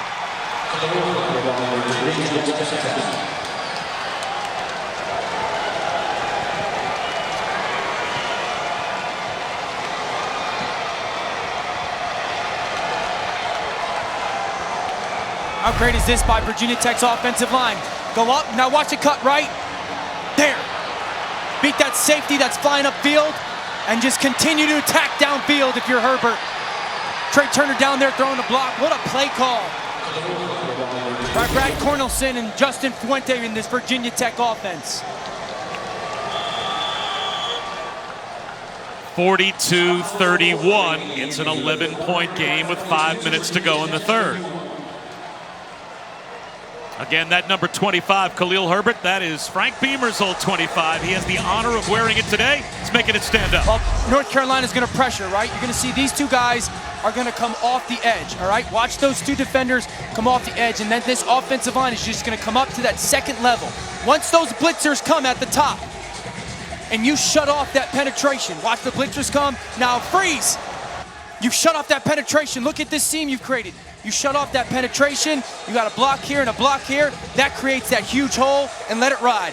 Herbert sees it, the vision. And again, you beat that unblocked safety at about 10 or 12 yards. That is about play calls. 3rd and 8, roll the dice, anticipate the pressure, know that it's coming, shut it off, and you create a huge seam for your run game. And again, Herbert wears the Frank Beamer 25. What I thought was awesome about the story of the honor of wearing Coach Beamer's old 25, you have to play special teams to get the honor of wearing that number. So we're not just going to give it to a star player on one side of the ball or the other, because nobody in college football, I think, valued special teams as a head coach more than Frank Beamer. You got to earn it, right? And he has earned it, and he is earning it again today.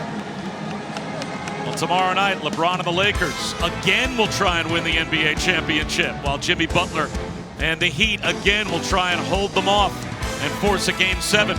It is Game 6. NBA Countdown gets you ready at 7 Eastern with the tip just after 7:30 on ABC. And what a performance it has been throughout the entire bubble for LeBron and Jimmy Buckets. Jimmy Buckets is a dog. He is. I like it. Can Virginia Tech's defense now get a stop? Javonte Williams is met by Rayshard Ashby. I'm really excited about that play call on third down for Virginia Tech. It's such good coaching by their offense. Playing against like a coach like Rex Ryan, you know he's going to throw crazy pressures at you. And I remember Gary Kubiak at one point being like, listen, we're just going to call a run on 3rd and long and see if we can hurt them. And that's exactly what Virginia Tech offensively did there. And now they've got some life in this 3rd quarter. And now they've forced a 3rd down. They breathed some life back into this defense as Javonte Williams is stopped after a gain of maybe 3.5. So this is 3rd down and a long 4 from the 31-yard line for North Carolina. And the challenge for Virginia Tech defensively is like, okay, 3rd and 4, this could be a run. This could be an RPO because the run game's been so good. They've been getting such good push. So you got to be really good with your eyes if you're a defender for Virginia Tech. Don't just sell out to the run. It's been a while since Sam Howell's gone downfield with the football, and he has a drop here by Michael Carter. And in an 11-point game, Virginia Tech is about to get the ball back. Doesn't it just feel right now, momentum a little bit, you know, like come out, score a touchdown, wait, our coach decides to go onside kick, you get it, and then all of a sudden, another gutsy play call on 3rd down leads to a huge touchdown. You get off the field defensively. And to me, the amazing part of that is twice in this game, it has felt like it was over. Yes.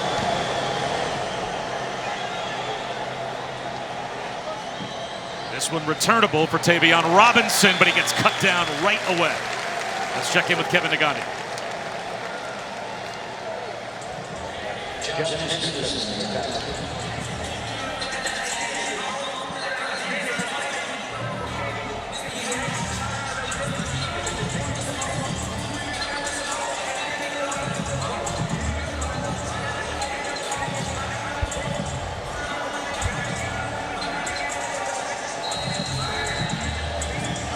All over college football right now. Can anybody get a stop? Points. Guess who just did? Virginia Tech. Wow, what a great tee up. And let's see if Hendon Hooker can put together another scoring drive. They'll hand one off to Khalil Herbert. He'll pick up close to 4. I just feel Virginia Tech like having some success running the football right now, and these North Carolina safeties, Cameron Kelly, Chapman, they're getting nosy. You're getting close to a point where a ball is going over your head on a play action pass. There is the play action. Hooker wanted to go downfield with it. Instead, he'll tuck it under and run for a 1st down and protect the football. Surprised he doesn't throw it. He's got a big post over the top. Listen, if you don't see it, if it's not there, it's a play call early in this drive. I love the decision by Hooker. Coach, I didn't see it. All right, then tuck it, go get a 1st down, and give us a new opportunity to call plays.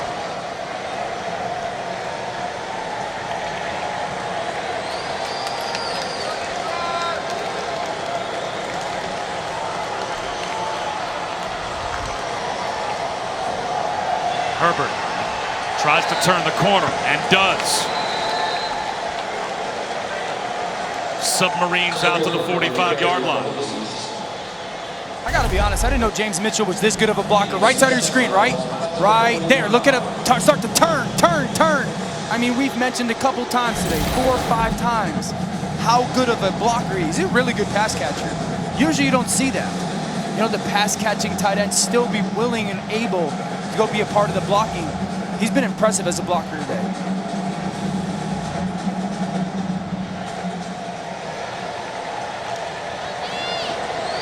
Jet sweep, Raheem Blackshear. He's got another Virginia Tech first down as they have crossed the 50.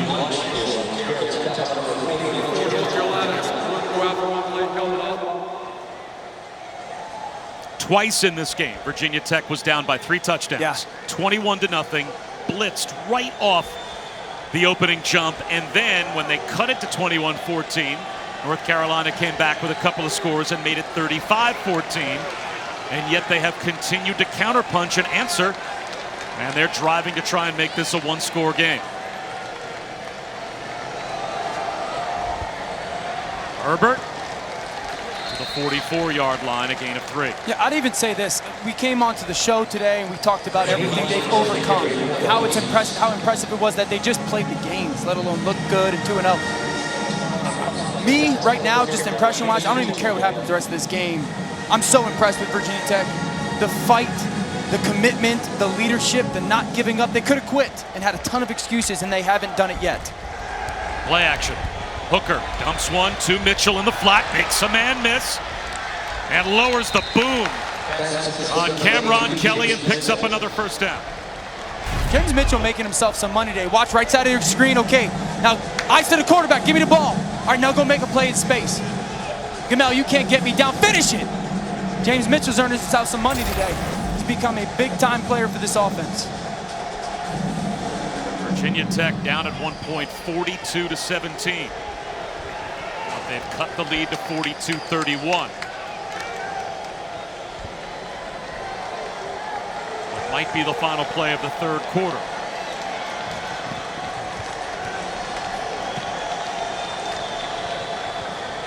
Play action for Hooker. That ball batted down at the line. Patrice Renee coming on a corner blitz was able to knock it down. It'll be 2nd down and 10. Up top, number 5 coming. Okay, this is great cornerback play. Can't get home. Ball's going to come out quickly. Make sure you bat it down. Blitzers, you're not just running to a blind space. Still have your awareness. Really good job by the senior Renee of understanding I'm not getting home. Let me still impact the play.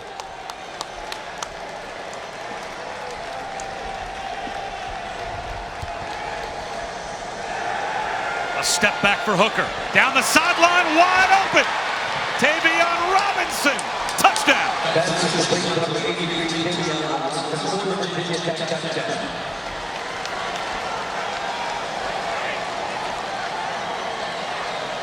Virginia Tech will go for 2 to try and make this a 3-point game.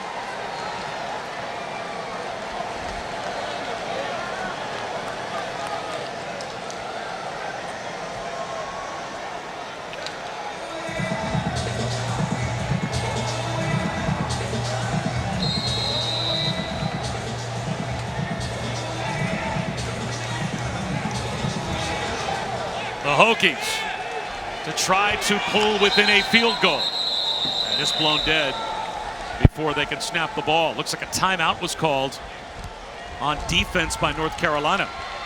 Timeout, North Carolina. How about this play call, though? There's that 3-by-1 formation. Timeout. They're going to run everyone this way. Tailback's going to come with it this way. Hooker is going to tuck the ball and run this way, and then they're going to have a jump step by here. This receiver, Robinson, is going to fake like he's going to block and go down the field. Watch everybody react. Here comes the run. Freeze it. And then look at those defenders. You think it's run. You think it's run. And Robinson's just going to sneak down that seam, let it ride, and then watch the patience. Be boring in that hole. Don't run to that safety. Great ball by Hooker to hold him up. And then touchdown Hokies. Really good play design. Also taking advantage of your quarterback as a weapon, right? Let me show you quarterback run. Everybody self-flow that way.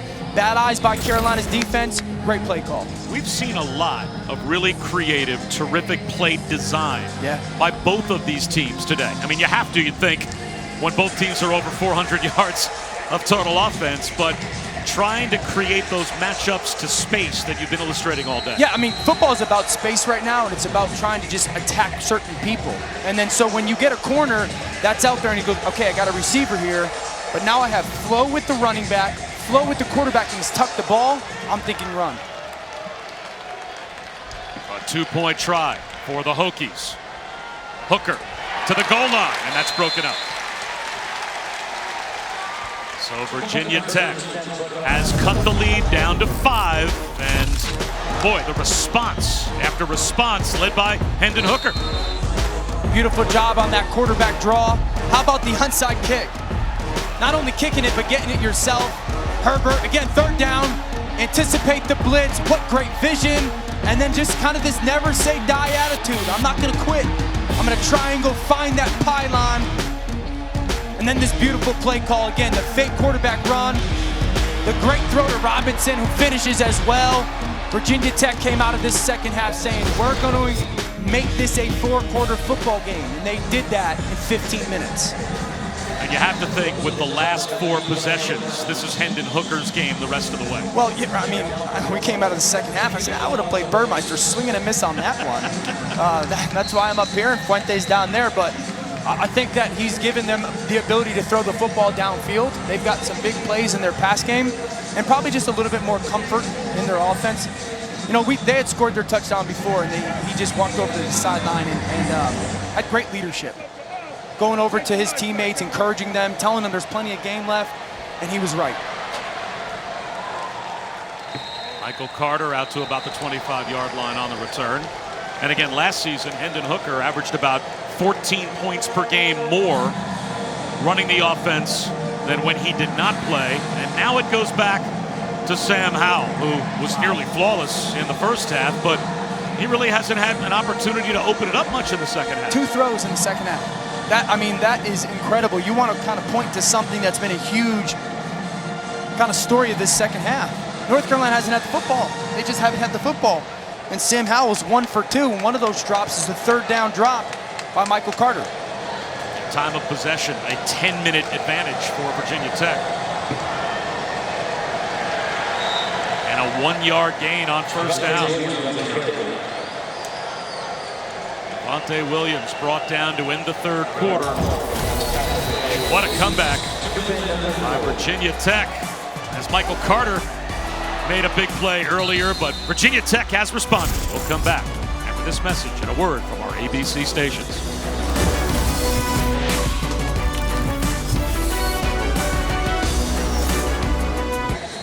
Justin Fuente's Hokies have looked dead multiple times against Mac Brown's UNC Heels. And yet here we start the 4th quarter with North Carolina facing 2nd down and 10 in a 5-point game. They'll run it with Javonte Williams. He'll be 3 yards short of the first down. And last season, no team was better in the ACC. Only 2 teams were better in all of FBS in terms of 4th quarter scoring advantage. A dominant performance last year by North Carolina, and this year already they are outscoring their opponents 23-6 in the 4th quarter. We'll see what happens today. I mean, that gives you comfort. You know, that gives you comfort as a player. You know, where you're like, okay, I've been in this situation. I know how to operate. I know how to think. I know how to handle the pressure. Howell, sideways pass.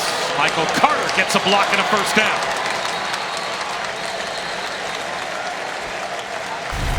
I've been so impressed by, watch the right side of the screen, the blocking by Daz Newsome in the slot right there. Look at him. Get on that the defender's outside edge and just allow Carter continue to follow. I've been really impressed by those wide receivers in Carolina blocking. Talking to football coaches all these years, it's amazing how excited they get when they talk about wide receivers that block. Yeah. It's just one of those things that every coach loves. Michael Carter turns the corner, breaks a tackle, first down and more. Let's check in with Kevin Nagandi.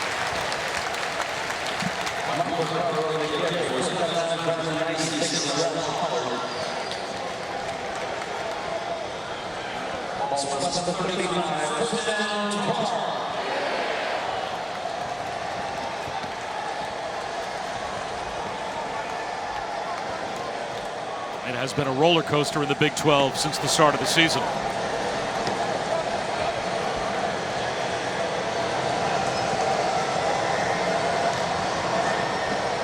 Sam Howell, shovel pass to Javonte Williams. He gets to the edge again.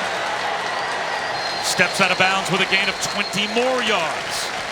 And I think they'll mark him out at the 12-yard line, so it'll be 1st and 10 again for Carolina. Look at the right side of the screen again. Watch Daz Newsome come in. He's coming. There he is. Watch his feet running. Listen, Bob, you had talked about, coaches getting excited for receivers that block. You know why? Because it's selfless. Timeout. Injured Virginia Tech player. Because they're not brought in to block and they're not paid to block at the NFL. It's selfless. J.R. Walker, another defensive back down for Virginia Tech, will step aside. We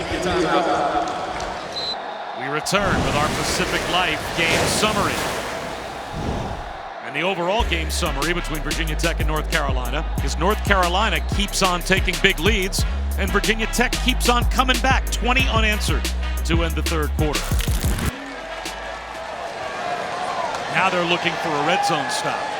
Sam Howell, 1st and 10 at the 12. Play action, out on the edge, broken tackle. Daz Newsome to the pylon, touchdown.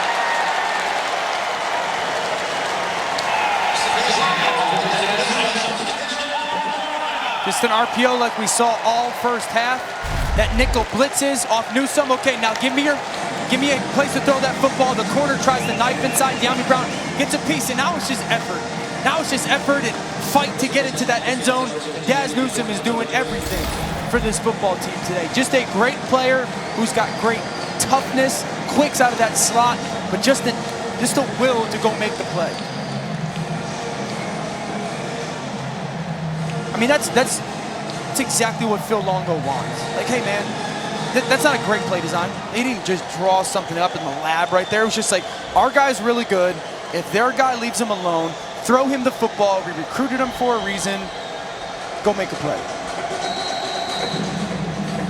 Pretty simple offense. Get the ball to the guy that's really good. I'm telling you, man, it ain't that hard. That's Dan Orlovsky. I'm Bob Wischusen. Dr. Jerry Punch on the sidelines in Chapel Hill. And this is an important extra point to take the lead up to 12. And now it will be 2 touchdowns that Virginia Tech will need. An offensive explosion between these two teams. 528 total yards for North Carolina.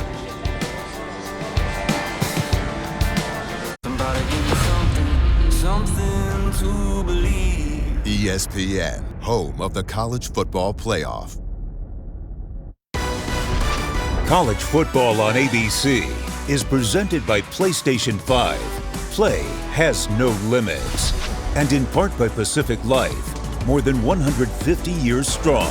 Trust in your tomorrow. All of the really cute faces that you see right there in the middle are Mac Brown's grandchildren sitting in between. That Julius Peppers down on the left, Mitchell Trubisky over on the right. Saw Giovanni Bernard. We were talking to Mac Brown. He said, yeah, my grandkids, the cutouts, will be sitting next to Mitchell Trubisky. They have no idea who Mitchell Trubisky is, but my granddaughters will be sitting next to him. Hopefully they're off Twitter. As we check in with Kevin.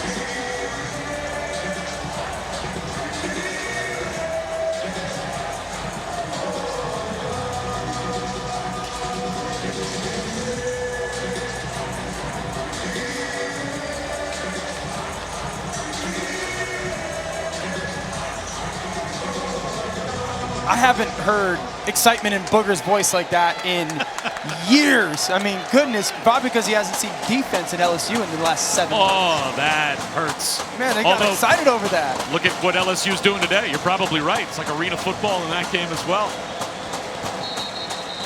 And it looks like a timeout will be called by Hendon Hooker. Virginia Tech. Some confusion off the change of possession. And Virginia Tech loses a timeout here with the clock stopped. We'll see if that timeout becomes something they need a little bit later on. Well, we got a heck of a quarterback matchup tonight. Eric King and Trevor Lawrence square off. Number 1 meets number 7 at 7:30 Eastern on ABC. Saturday Night Football. It'll be Miami taking on Clemson.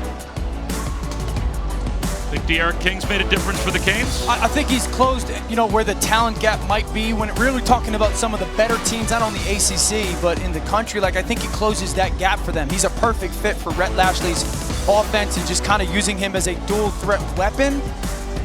We're playing a different animal tonight with Clemson. Well, again, it's one of those litmus test games. Yes. How good are both of you? And how good is the rest of the ACC? Because all of these teams now being ranked like North Carolina in the top 10. And breaking tackles is Khalil Herbert. He's got a first down. But until one of these other teams, like a Notre Dame, like a Miami, like a North Carolina, like a Virginia Tech, goes out there and actually goes toe-to-toe with Clemson, sure, you wonder if it's for real. Yeah, of course. I mean, Clemson's kind of in a class of their own right now, but I think what's happening is we're starting to see the ACC with recruiting, with player development. You know, Virginia Tech's got 33 wins since Fuente got there. That's second best in the conference behind Clemson, so there's a really good team as well. A rollout for Hooker, cuts the field in half and short hops it for Trey Turner. Well, this season Notre Dame counts as an ACC team because they're playing an ACC schedule. We've got 5 teams all ranked inside the top 20, 4 of them ranked inside the top 10, and none have lost yet. Something will give between number 1 and number 7 tonight. Yeah, I think you're seeing depth. I think you're seeing that it's not necessarily just a top-heavy conference, but there's depth within this conference with a bunch of good football teams.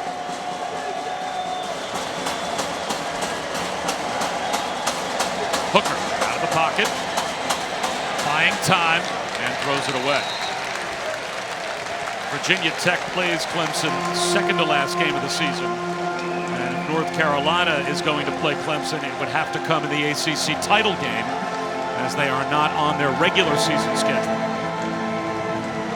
This is a fascinating third down for Virginia Tech offensively, because I've talked all game that North Carolina is this pressure defense. The last third downs that Virginia Tech has seen it, they heard it. They missed the wheel route up the sidelines, but then they had that long run. It'd be very interesting to see if North Carolina just decides, you know what, we're going to play some man coverage, and we're not going to try to get too fancy and expose ourselves. You got to try to find a matchup if you're Hendon Hooker that you like. 4-man rush. Hooker, the pocket collapses, and down he goes. That time the 4-man rush got there. Tamon Fox helped out on the pressure by Tamari Fox. The Fox brothers arrive at the quarterback. It's exactly what they do. They play some man pressure, and the Fox brothers just effort to get around that. Hendon Hooker's got to hold the ball for just a little bit longer because of that sticky coverage. And North Carolina finally gets off the field in the second half. That is the first sack of the game for North Carolina. Tamari enjoyed that one.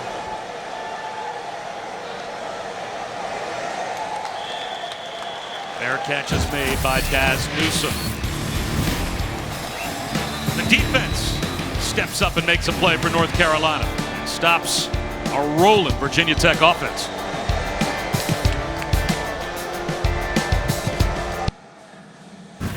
Tamon and Tamari Fox sandwich the quarterback Hendon Hooker a moment ago, and it's a stop on defense for North Carolina.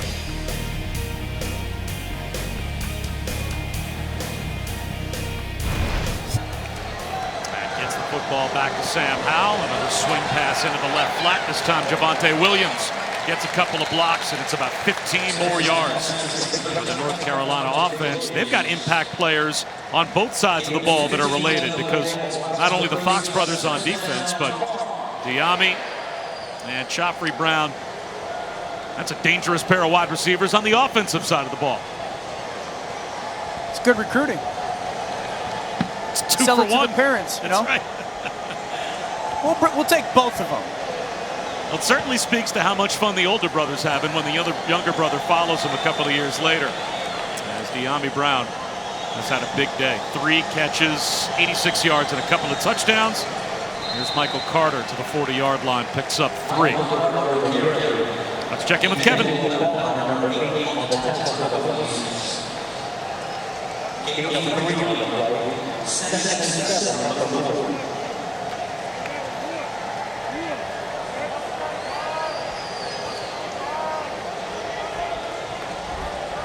Wow, a shootout between A&M and the Gators. And right now with 10 minutes to go in our game, Virginia Tech's trying to get a stop defensively because they'd love to turn this game into that type of a close one with a few minutes to go. How about North Carolina wearing the clock down here?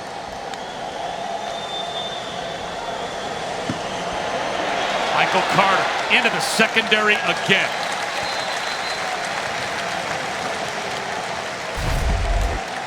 Watch the safety 34 go across the screen. He's following that tight end, and he's supposed to be there to fill on that block. Tisdale follows that tight end when that ball gets snapped, and that creates that huge seam. And I like this out of North Carolina, right? We've had a couple games this year already where we go, okay, this team is an offensive tempo team. At what point do you start to go, we gotta work the clock here a little bit? And they're right around 10 minutes into this fourth quarter, 12-point lead. They are now wearing out this clock. Well, they've got 550 yards of offense, and as you saw, record-setting points against a ranked team and against Virginia Tech. Now they'll take a shot. Wide open. Dyami Brown, untouched. Flag down. Did he push off? Dyami Brown may have created the space that made him as wide open as he was. Offense, number 2, 15-yard penalty. Repeat first down.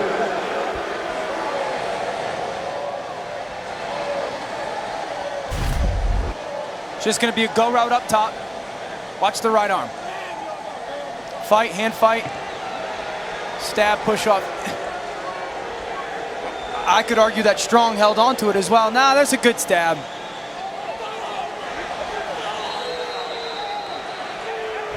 That's a fair call. There's definitely a little pull. Dorian Strong, that corner, grabs onto that arm a little bit.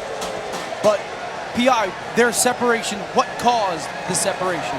It's that right arm punch from Dyami Brown.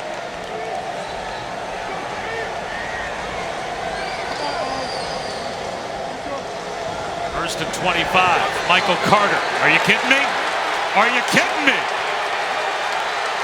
A house call on first and 25 for North Carolina as Michael Carter takes it to the end zone. 62 yards. Another North Carolina touchdown. Couple things about this play that make it happen. The tight end's gonna go across. Watch 34 follow him, okay? And then Matheny, you're gonna be the guy that's driving down, replacing. 34, leave. Matheny, you are there. Make that play. You're dropped right down in that box where that ball is gonna get run. Strictly for that play. The tight end takes Tisdale out. You gotta replace and make that tackle. Great job by Michael Carter running away.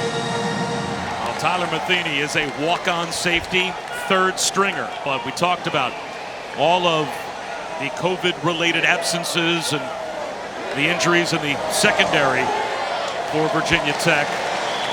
Divine Diablo normally starts at that spot, backed up by Tyree Rogers. They're both out. So that's a walk-on. Trying to stay with Michael Carter. Not gonna happen.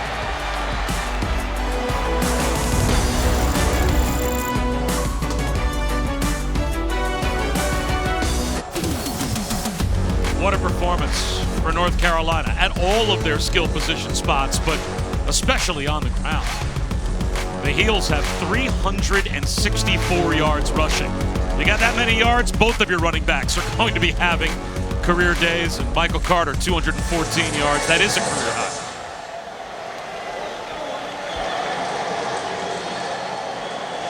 Will Herbert on the run back. And he gets stood up at about the 24-yard line. Another update with Kevin Nagandi.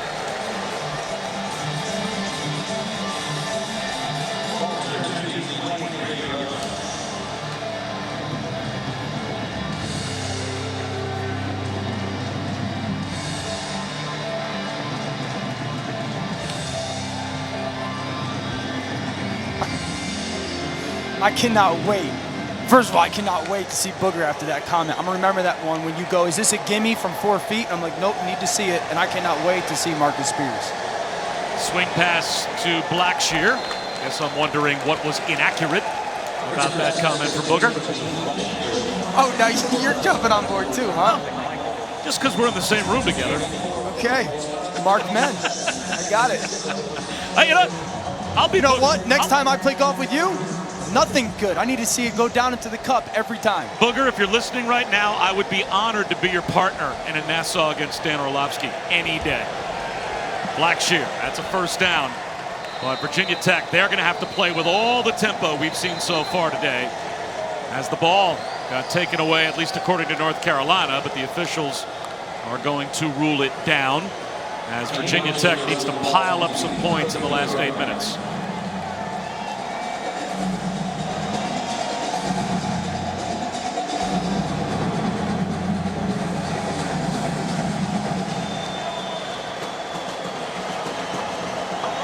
Trick play. The reverse and the pass to Hendon Hooker. And he dodges tacklers and gets to the 45-yard line of North Carolina. Tavion Robinson on the reverse from Turner found Hooker wide open. This is great little handoff. Pitch it back to Tavion Robinson, the lefty. You never know when a lefty is going to pop up. And a great little throw to Hendon Hooker. Listen, I just love that Virginia Tech is continuing to fight and continuing to believe that there's a chance they're going to win this football game if they just continue to strive for the next play. Although they can't afford too much, let's look over to the sideline and let the play clock wind all the way down. Their defense can't get a stop, down 56-37. They have to maximize every second they've got on the clock. And here they snap it with 2 seconds on the play clock and run a dive to Blackshear. That's a good point. That's a really good point. It's like, we know we want to try to get to ideal plays and points are paramount as well, but is it worth to try to get 15 yards in 30 seconds off the clock? You know, like, you've got to be in 2-minute tempo right now. Get as quickly to the ball as you can, and that ball should be getting snapped before 30 seconds gets on the play clock. This is too much time getting taken off this clock.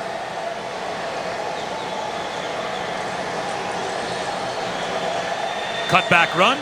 Khalil Herbert close to a first down. Like, they should be running up to the line of scrimmage. It's 3rd and less than 1. Like, let's run up to the line of scrimmage, get a first down, clock will stop, and then maybe we can get it to taking a shot or something like that.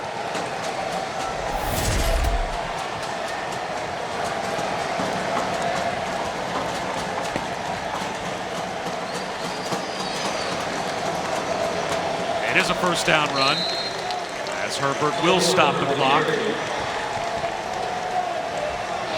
Check that. Now we'll keep the clock rolling as they were given a first down on the last play, and now we have an injured player for North Carolina.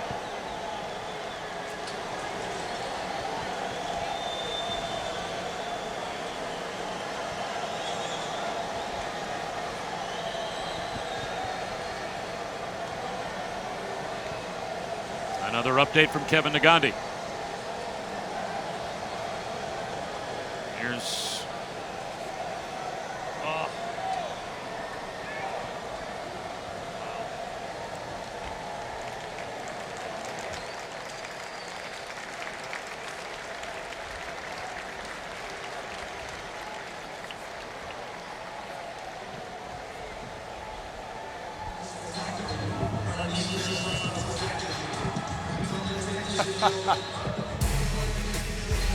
boy, that is some tough loss for the Gators. As we take a look at some games that are still to come today, of course, leading up to the big one at 7:30 between Miami and Clemson. Alabama going up against Lane Kiffin and Ole Miss. That's your menu. Amari Fox, by the way, was the injured Tar Heel off the field. And quarterback draw for Hendon Hooker. He is spun forward right to the first down line to gain. 5.5 minutes to go. He gets the first down. So that stops the clock just for the moment, but now it starts again. And Hendon Hooker and the Virginia Tech offense back at the line of scrimmage. Play action. Hooker up the seam. He's got a hook up. He's got a touchdown with James Mitchell with 5:20 to go.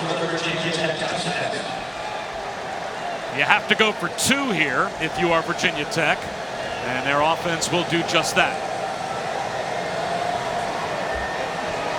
Really good play call. Using that motion to get eyes of the defenders in the wrong way, and of course James Mitchell catches a touchdown. Last time they went for 2 was that pick play where they try to get a rub one way or the other. That bunch up top right now. To try to pull within 11.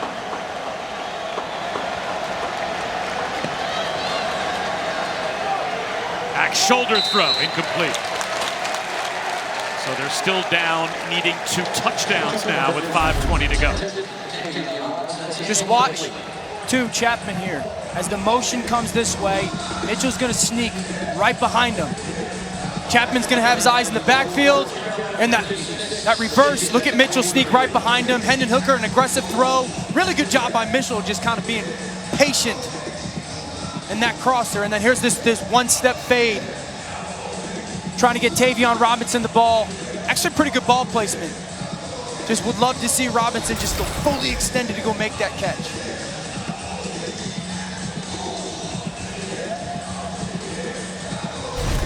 Now, the last time that we were in a spot where an onside kick may have been called for, they stole one. Brian Johnson with a surprise onside kick. Down by 2 touchdowns with 5:20 to go. If you're North Carolina, I would think you'd have to have your hands team out there expecting an onside kick. Yes, and if I'm Virginia Tech, I don't really think that I'm kicking the ball deep. I'm giving up 11 yards of play. Like, I'm not going, okay, I feel confident that we can go make that play. Now, part of it is, too, is how good do you feel with Brian Johnson and his onside kicks, right? Play, illegal substitution, more than 12 players on the field at the snap, half the distance to the goal, and retry. Wow. The officials just dropped a flag as they determined that the defense had too many players on the field, and they just figured that out on the 2-point try. So now Virginia Tech will have another opportunity to try again. Got 6 guys across the line of scrimmage right here. And then six guys on the back end. 9, 10, 11, 12. That's 12. Great job by the officials. So the Hokies will get a chance off of a late recognition that there were 12 on the field for North Carolina to again make this an 11-point game.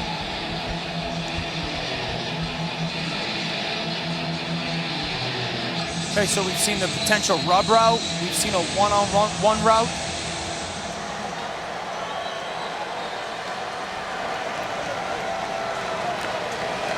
Hendon Hooker, low snap, quarterback run. He's got it. So Hendon Hooker gets the 2, and North Carolina costs themselves a pair, having too many on the field. Is there still hope in this game for Virginia Tech? Great job. Great job by Hooker following that tight ends.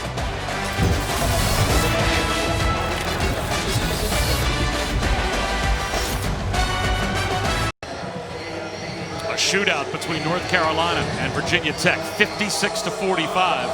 The Tar Heels have the lead. Now, Dan, normally, if I would tell you in a vacuum, an 11-point game with 5 minutes and 20 seconds to go, would you kick the ball deep? You probably do. Yes. But Virginia Tech can't stop North Carolina. That's why, yeah. I think it's a great point, Bob. Like, yeah, normally you kick it deep, but right now, you try an onside kick to try to get the ball back.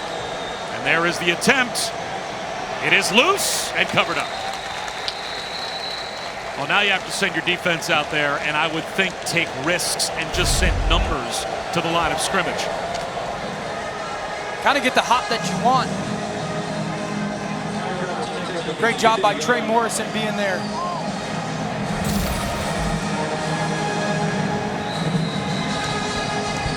How are you dialing up your defense here if you're Virginia Tech? To do what? Maybe a risk take just to try and get the football back and get a stop. Yeah, I think that North Carolina is still going to go run their offense, and that's had a ton of success doing the run-pass option, the RPO, so I don't think zone defense is your answer. You got to play some man-to-man coverage, force a difficult throw and difficult catches, and go stop the run. Quarterback run, beautifully done by Sam Howell. He is loose to the sideline. Well, that time, all the numbers went after the fake to Javonte Williams. Here's another check-in with Kevin Negandhi.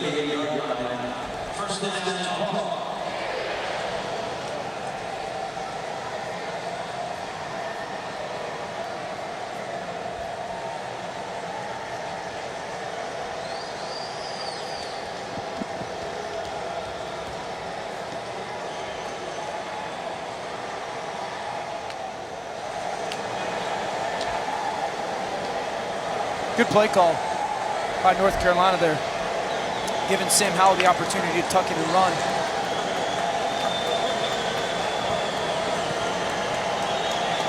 Javonte Williams 5 yards, 4.5 minutes to go. I think if you're Virginia Tech too, like you're telling your defense two things. We're going to do some run blitzes, difference between pass blitz and run blitz. Punch out the football. See if you could pop that ball out if one of the backs, Carter or Williams, are kind of carrying it loosely. Jermaine Waller is down, so the clock stops at least for the moment with an injured Virginia Tech player. And Dr. Jerry Punch is with us as well. Doc? Yeah, guys, let's check in with the fact that Justin Fuente is talking about how you deal with adversity, all the stress they've gone through this year with the COVID outages, et cetera, with players. And he says that early in the year he had a Navy SEAL come talk to the team. After they talked, he said he pulled the Navy SEAL aside, said, I went all fanboy on him. I wanted to know how you handle all the training, all the mental and physical stress and toughness and stamina of what you have to do to be a Navy SEAL, sleep deprivation, all that. The Navy SEAL said this. He said, you don't worry about tomorrow or the next day or next week in your training. You do everything you have to do to get this event and be able to get the breakfast. And then after you get the breakfast, you do everything you have to do to make it to lunch. And you do that thing one meal at a time. So from that point on, Justin Fuente said, our toughness is doing what we have to do every day just to get to breakfast and then to lunch. He said, that's how we deal with stress up in Hokie Land. Good coaching, right? I mean, it's you're giving your kids analogies, imagery that they can kind of use in their everyday as well to kind of not only help them as football players, but off the field as well. I used to have coaches all the time like, hey, when you look into a forest and you're trying to chop a tree, you're not trying to look through the whole forest. Find one tree and knock it down type thing. So really good interaction with the Navy SEAL to give your kids the ability to kind of get through some difficult times. North Carolina milking as much clock as they can. And it's another first down for Javonte Williams.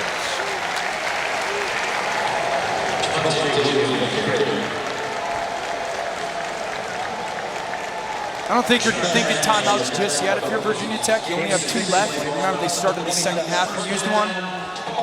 If you get a first down stop and it gets to 2nd and 10, 2nd and 9, something like that, then I think you pop your timeout.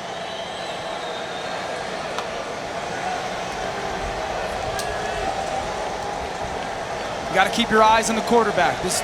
You playing man-to-man coverage, defense selling out, you got to make sure that you keep your eyes on a keep or a quarterback run.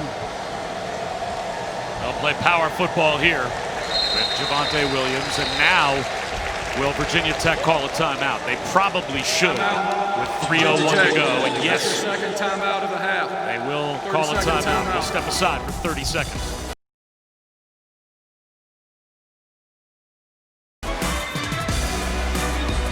North Carolina and Virginia Tech. A top 10 team for North Carolina, a top 20 team for Virginia Tech, and 2 teams that have now combined on over 1,100 yards of offense and over 100 points on the scoreboard. Second down and 6. That's Virginia Tech desperate to get a stop. Javonte Williams won't let them have it. Down to the 13-yard line. It's another first down. And only 1 timeout left for the Hokies. I think a lot of people came into this game really nationally going, okay, North Carolina, are you for real? Like, are you legit? I would actually argue that I've learned more about Virginia Tech today.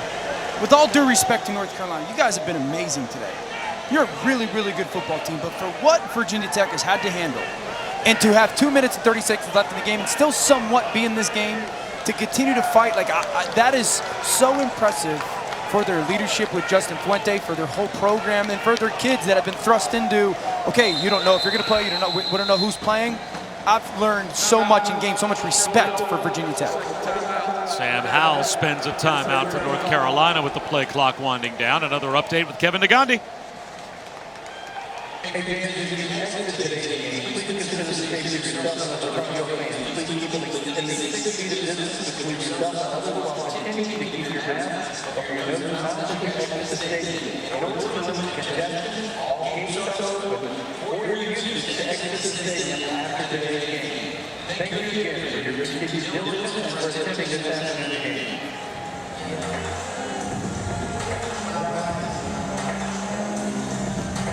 And for Booger McFarland, Kevin, the smile on Dan Orlovsky's face right now is much wider than any UConn quarterback's smile deserves to be. See how God works, Boog? Based on that result. Take your shot. Now you're 1-2. Still can't break 85 on a golf course either. Oh, boy, that is just another gut punch. Timeout. Virginia Tech. Virginia Tech just called their final timeout with the clock stopped. 30-second timeout.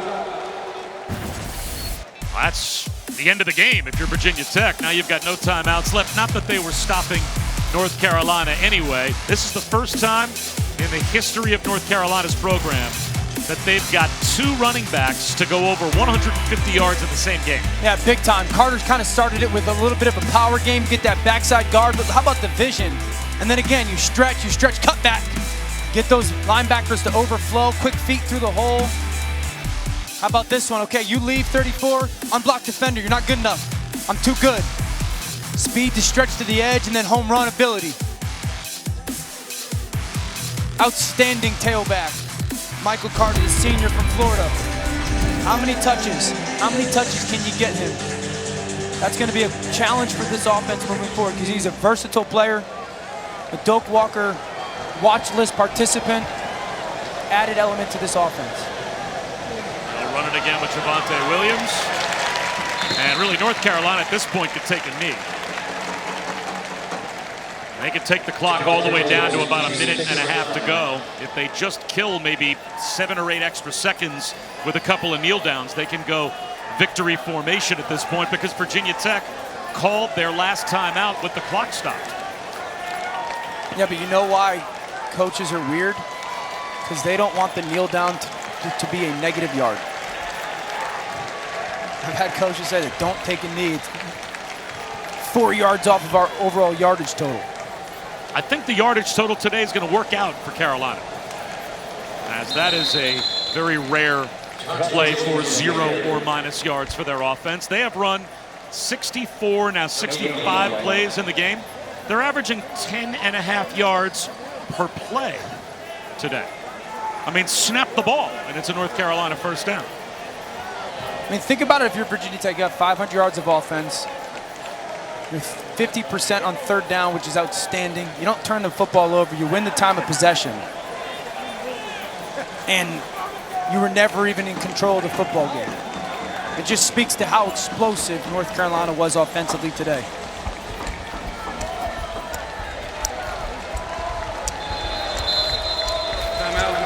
Again, North Carolina will let the clock wind down as far as they can. 30-second timeout.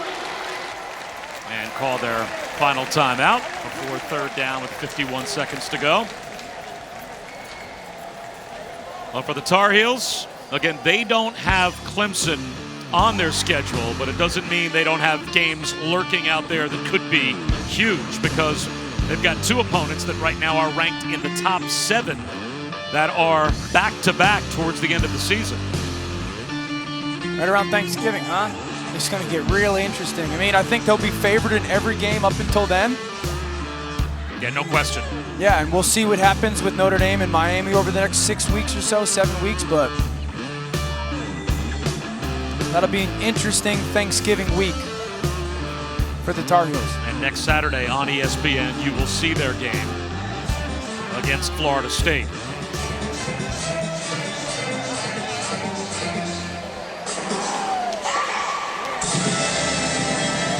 So Mack Brown now will put his team in victory formation as Sam Howell will kill as much time as he can.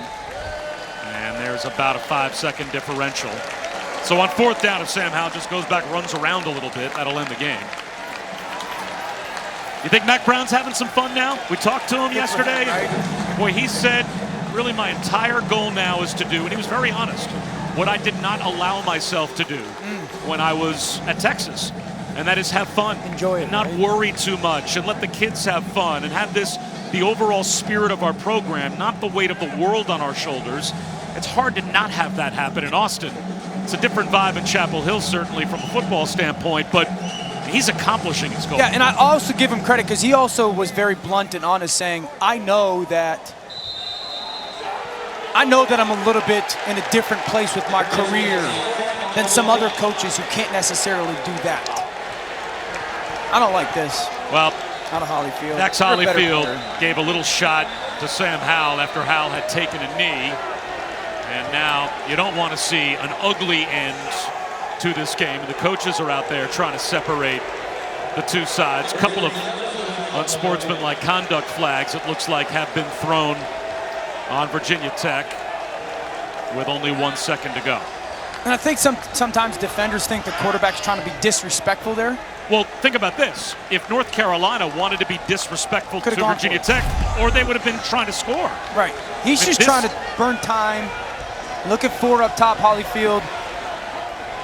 This is North Carolina trying to not run the score up on Virginia Tech.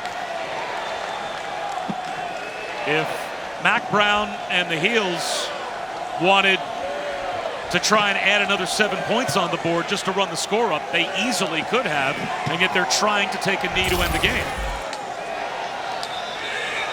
And really do the right thing.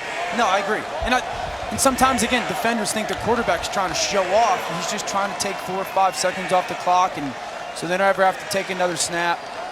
I get it. Emotions are high. Holyfield's a really good player. And I guess if you're the Virginia Tech defense and you've got 661 yards. Yeah, after the play, dropped on you. Unsportsmanlike conduct. Number 4, Virginia Tech. That is his first unsportsmanlike of the game. Half the distance to the goal. It will be 1st and 10 for Virginia Tech. Also after the play, unsportsmanlike conduct. Number 23, Virginia Tech. That is his first unsportsmanlike. Still 1st down, Virginia Tech.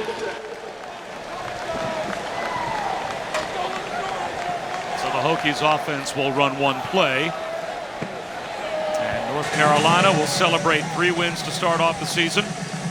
They played their first game on September 12th against Syracuse and won going away, and had to wait 3 weeks to play Boston College last week. They had Charlotte on their schedule.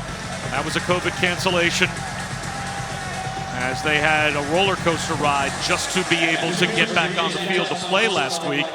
And talking to Phil Longo, the offensive coordinator, it's pretty telling. He said, look, it was just great to be back on the field last week getting ready for a game. His words were, I was elated to finally just get back onto a practice field the day after the game.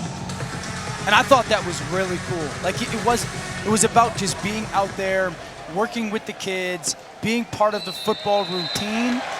I think one of the things that stands out about this North Carolina program and their coaching staff, they really love what they're doing.